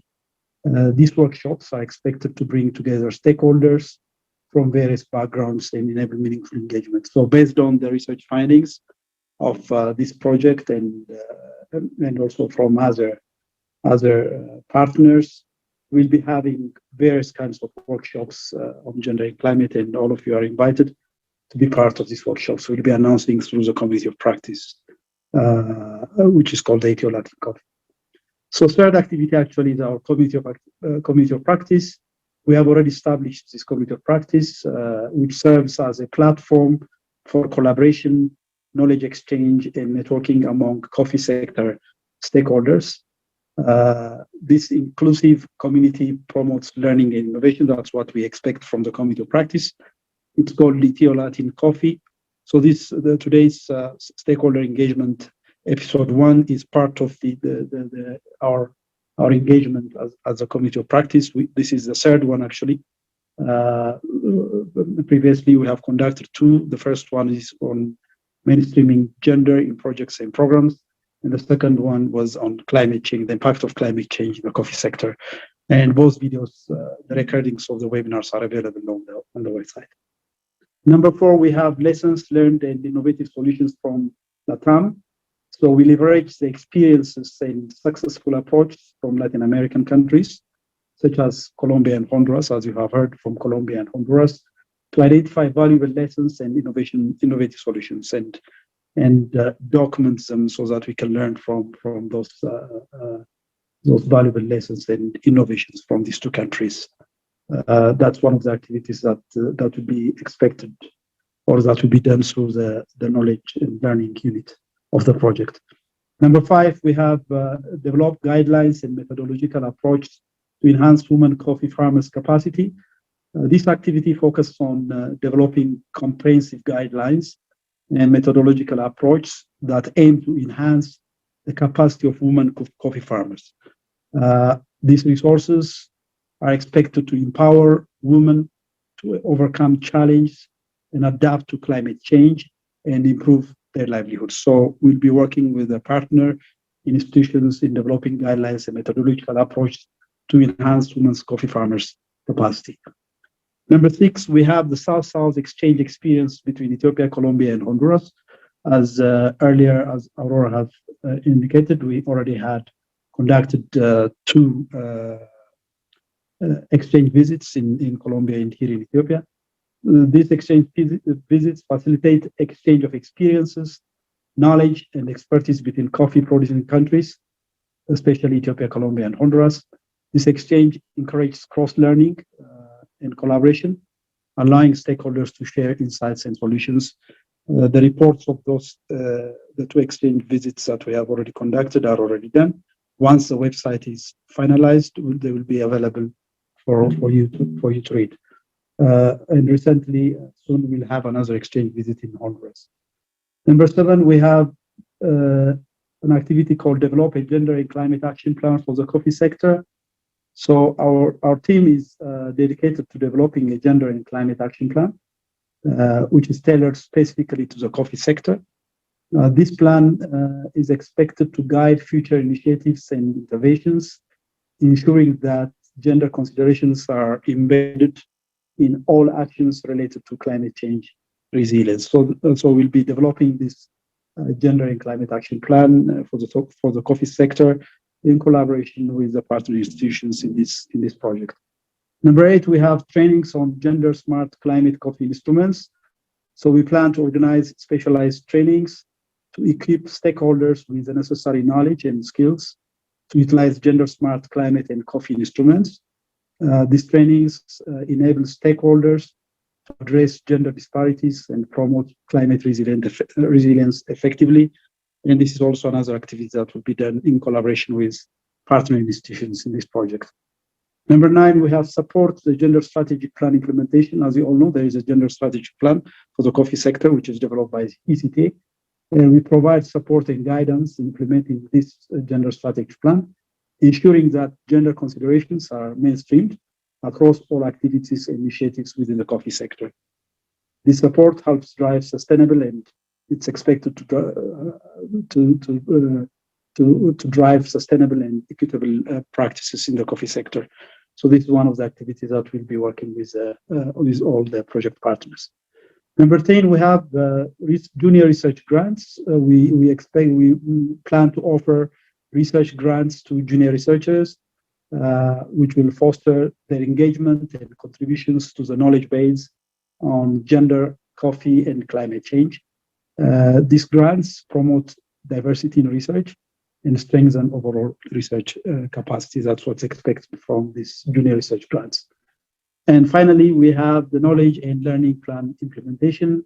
This activity encompasses the execution of a comprehensive knowledge and learning plan, because we are Austria is leading the knowledge and learning unit of this project. The plan includes strategies for continuous learning, monitoring, and evaluations for the project, ensuring the generation and dissemination of valuable knowledge. So as we engage in these activities, we aim to foster gender equity, enhance resilience, and promote sustainable practices within the coffee sector. Each of these initiatives plays a critical role in driving positive change and advancing our shared goals. So I will not go through all the slides that I have for today because we are running out of time. We need to give time for question and answers. I thank you. So next, we'll go direct to the question and answer sessions. We have a number of questions in the Q&A area, and Dr. Tufena will facilitate that for us. Dr. Tufena, over to you.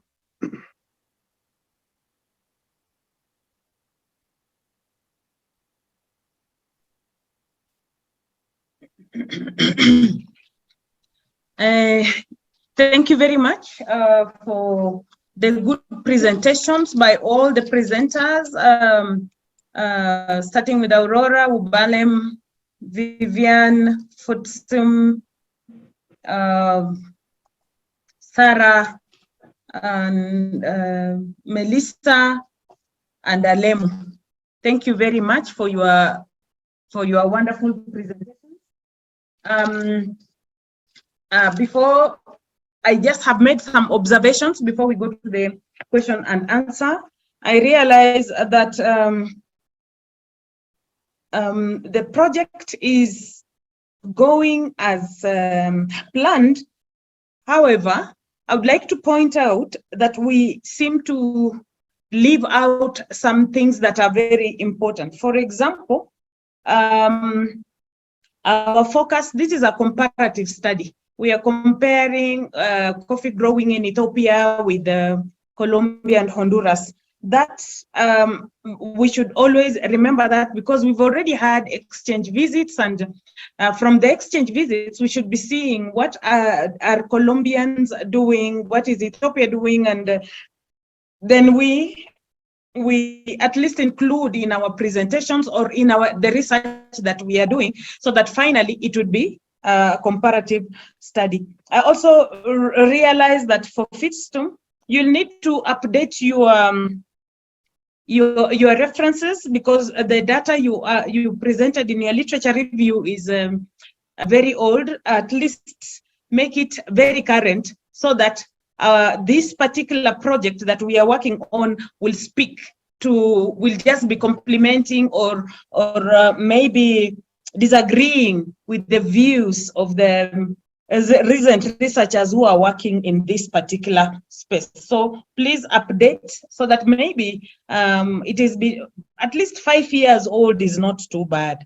And also tell us about what your new research has found out that is different from what was happening. I realized that also the linkage between climate change, women economic empowerment, and women economic empowerment and coffee seems to be hazy in most of the presentations. I don't want to go so much into the details, but then the gender equity is not explicit, and there is no mention of men anywhere. We cannot have gender empowerment or women empowerment unless men come into support. So the issue of cultural, the cultural value that was spoken about by Vivian and Sarah is very important, and I think the other presenters should also consider that.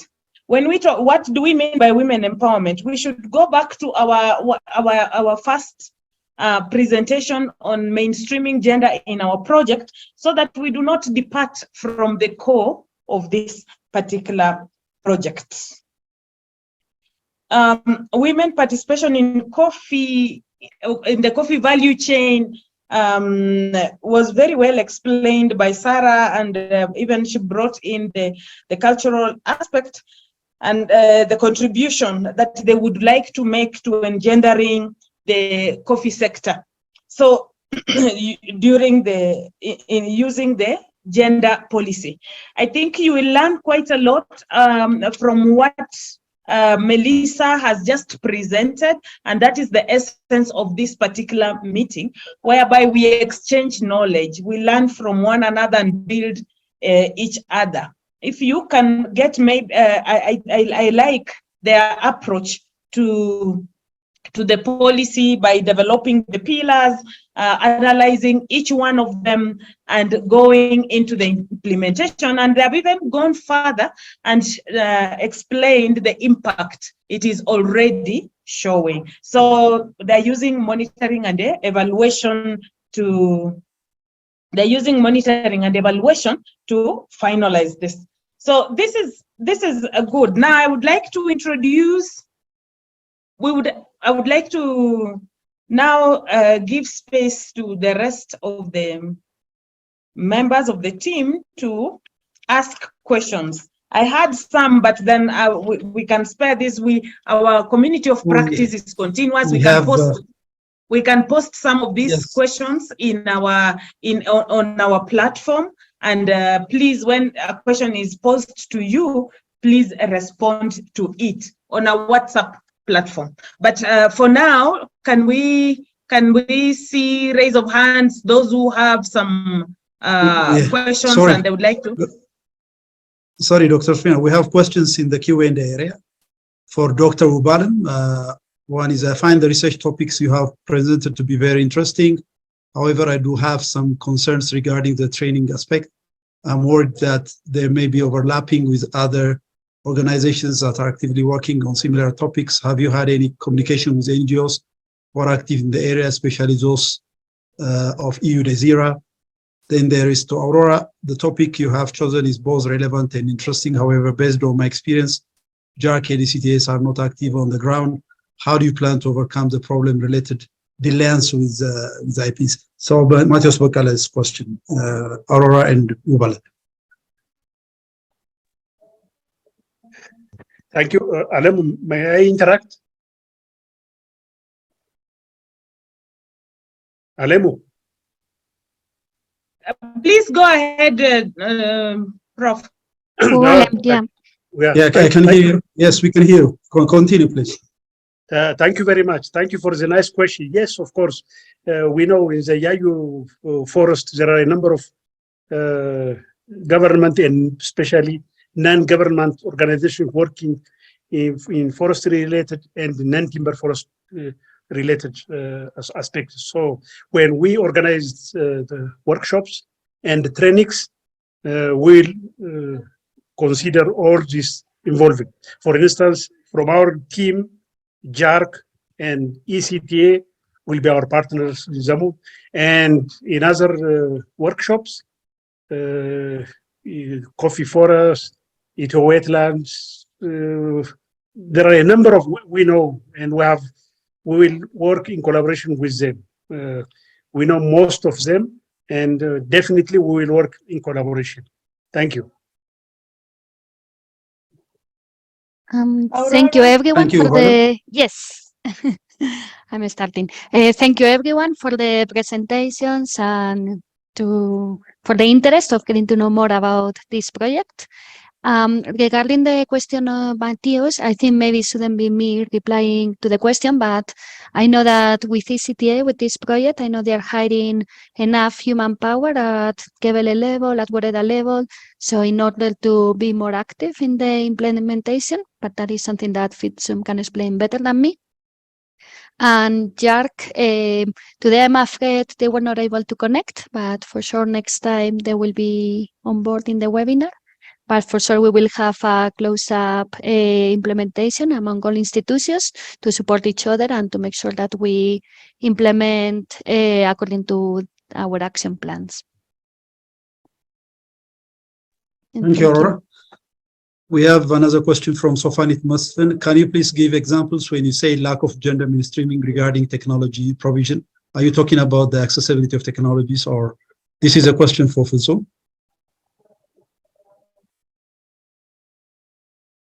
Fulso, can you respond to this question? Is Fulso there? Hello. Yes. So there is a question. Can you please give examples when you say lack of gender mainstreaming regarding technology provision? Of course. Are you talking about the accessibility of technologies? We do have to supply inputs like technologies which facilitate for coffee harvest, like hullers and the like instruments. They will also make the coffee production system easier for women, and we have to supply gender sensitive technologies for women. That was what I meant. Okay. Is that clear? I think it's clear for me. I hope it's clear for Sofanit. In which coffee value chain do you see a major gap regarding to women participation? This was another question for you. In which coffee value chain do you see a major gap regarding to women participation? We have experienced a gender gap with regard to decision making, and also with regard to a decision on income generated from coffee. Okay. I hope that answers Sofanit's question. Another question is there a plan to conduct gender analysis along coffee value chain, or the team will use the available information on the literature to embark on women empowerment interventions? So anyone from the team can respond to this one.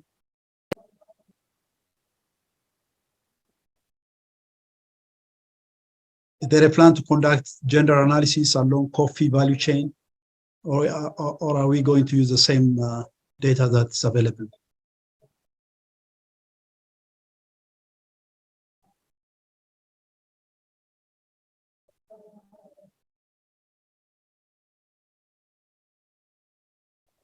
Okay, so we'll respond this later. There is another question. I'm Asaf Fanana Koya from Walaita Development Association, local indigenous non-governmental company delivering an integrated development with various stakeholders of international, national, as well as target groups of community. One of our thematic areas is sustainable livelihood. Therefore, we are very happy and interested to be partner and work together. Yeah, okay, my part okay means okay. Thank you, Asafa. It's not a question. What's the next step to partner in this area? That's what Asafa is asking. So to respond to Asafa's question, we have a community of practice. If you haven't already registered, we have shared a Google form for stakeholders to participate in the community of practice. This community of practice is some of it will be conducted online through webinars just like this one, and others will be face-to-face meetings like workshops and so on, which will share the research findings, and also will invite other partners to talk about gender, women empowerment, and climate issues in the coffee sector. So please register in that Google form. If you haven't, I'll share the link for you. Already we have 65 participants who are interested to be part of it. So Fanit, that's clear. Thank you. Okay. Then have you tried to see, this is from Masti Kasa, have you tried to see gender and climate change related studies in Ethiopia? Have you seen the current gender analysis and culture sector? I'm fine. Masti, can you, for whom is this question? Let me try it. Okay. Thank you, Alamu. Gender analysis is a vast and wide activity, and we haven't tried to analyze and give analysis on the sector. But if we have the opportunity, we will conduct it based on our next project. With in collaboration with Spanish cooperation, and ECIT is actively engaging in the policy making, strategy preparation, setting development plans, and also working for its socialization. We do have also different focal persons at zonal level, Warada level, and also at implementation Kabali levels. We are working with our vast staff, and we will conduct the gender analysis as soon as possible if we get the fund from Spanish cooperation and other NGOs if possible. And when I jump to Dr. Trufena's comment, we prefer for this assessment not to include men, rather than we prefer to focus only on women.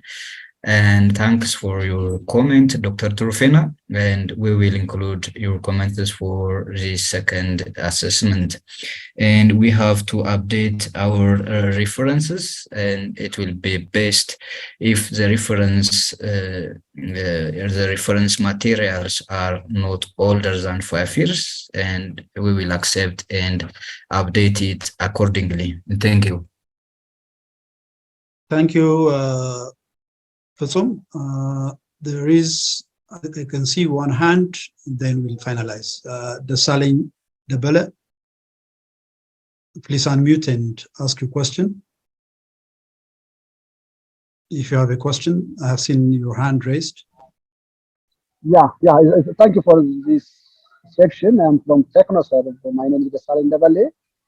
I think it's good to hear the research, but I want to be add another, rather than only, it's better to see the women's participation on attending agronomy-based practice. I think to make a change, women must be participating on monthly agronomy trainings. So how to interpolate this with your research finding? Make sense?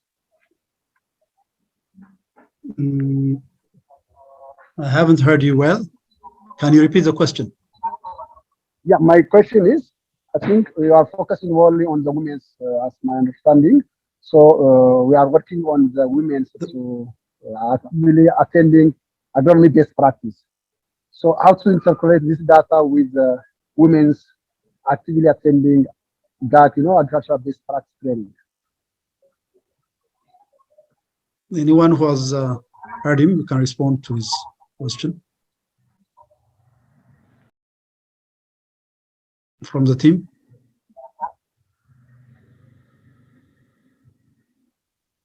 I think the question is referred to me. Okay, please respond. As I mentioned earlier, we have give much emphasis not for gender part, but also for the women only. We will include those gender, men and women, for next assessment. We have tried to analyze and identify what was the benefit and participation of women in the coffee value chain. We have analyzed this situation and experienced more, and that was the only reason we have to get the genuine response only from women and not from men.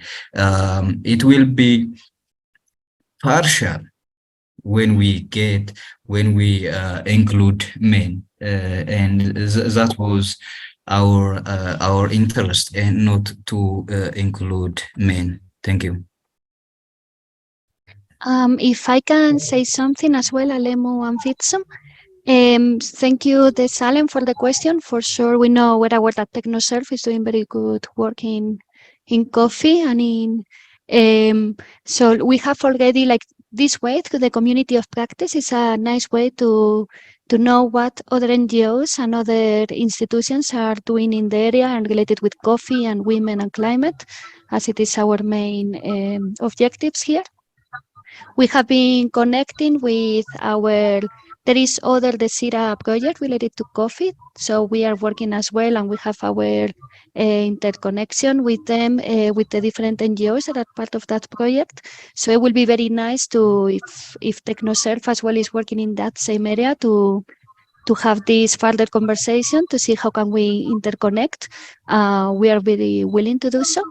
So I think it is nice, to keep this contact and communication, because for sure all NGOs and different institutions, we should be working together for the same aim. On the other hand, I also wanted to mention that related to gender and climate change related studies in Ethiopia, that is one of the main objectives of this project, is to have this specific research about gender and climate change in Ethiopia in the coffee sector. So some outcomes of this project will be to have this evidence-based research of how climate change is affecting the coffee sector and how it is, the hypothesis, as we know, it is affecting more women as they have less access to the land, to productive resources, sometimes to knowledge. There is knowledge gap.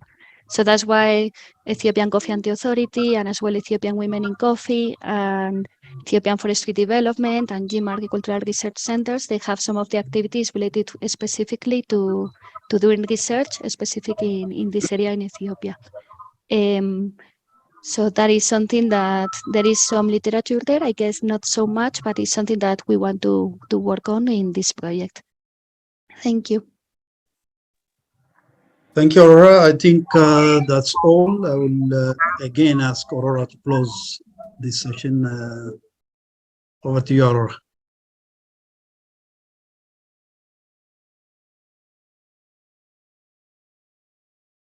Aurora?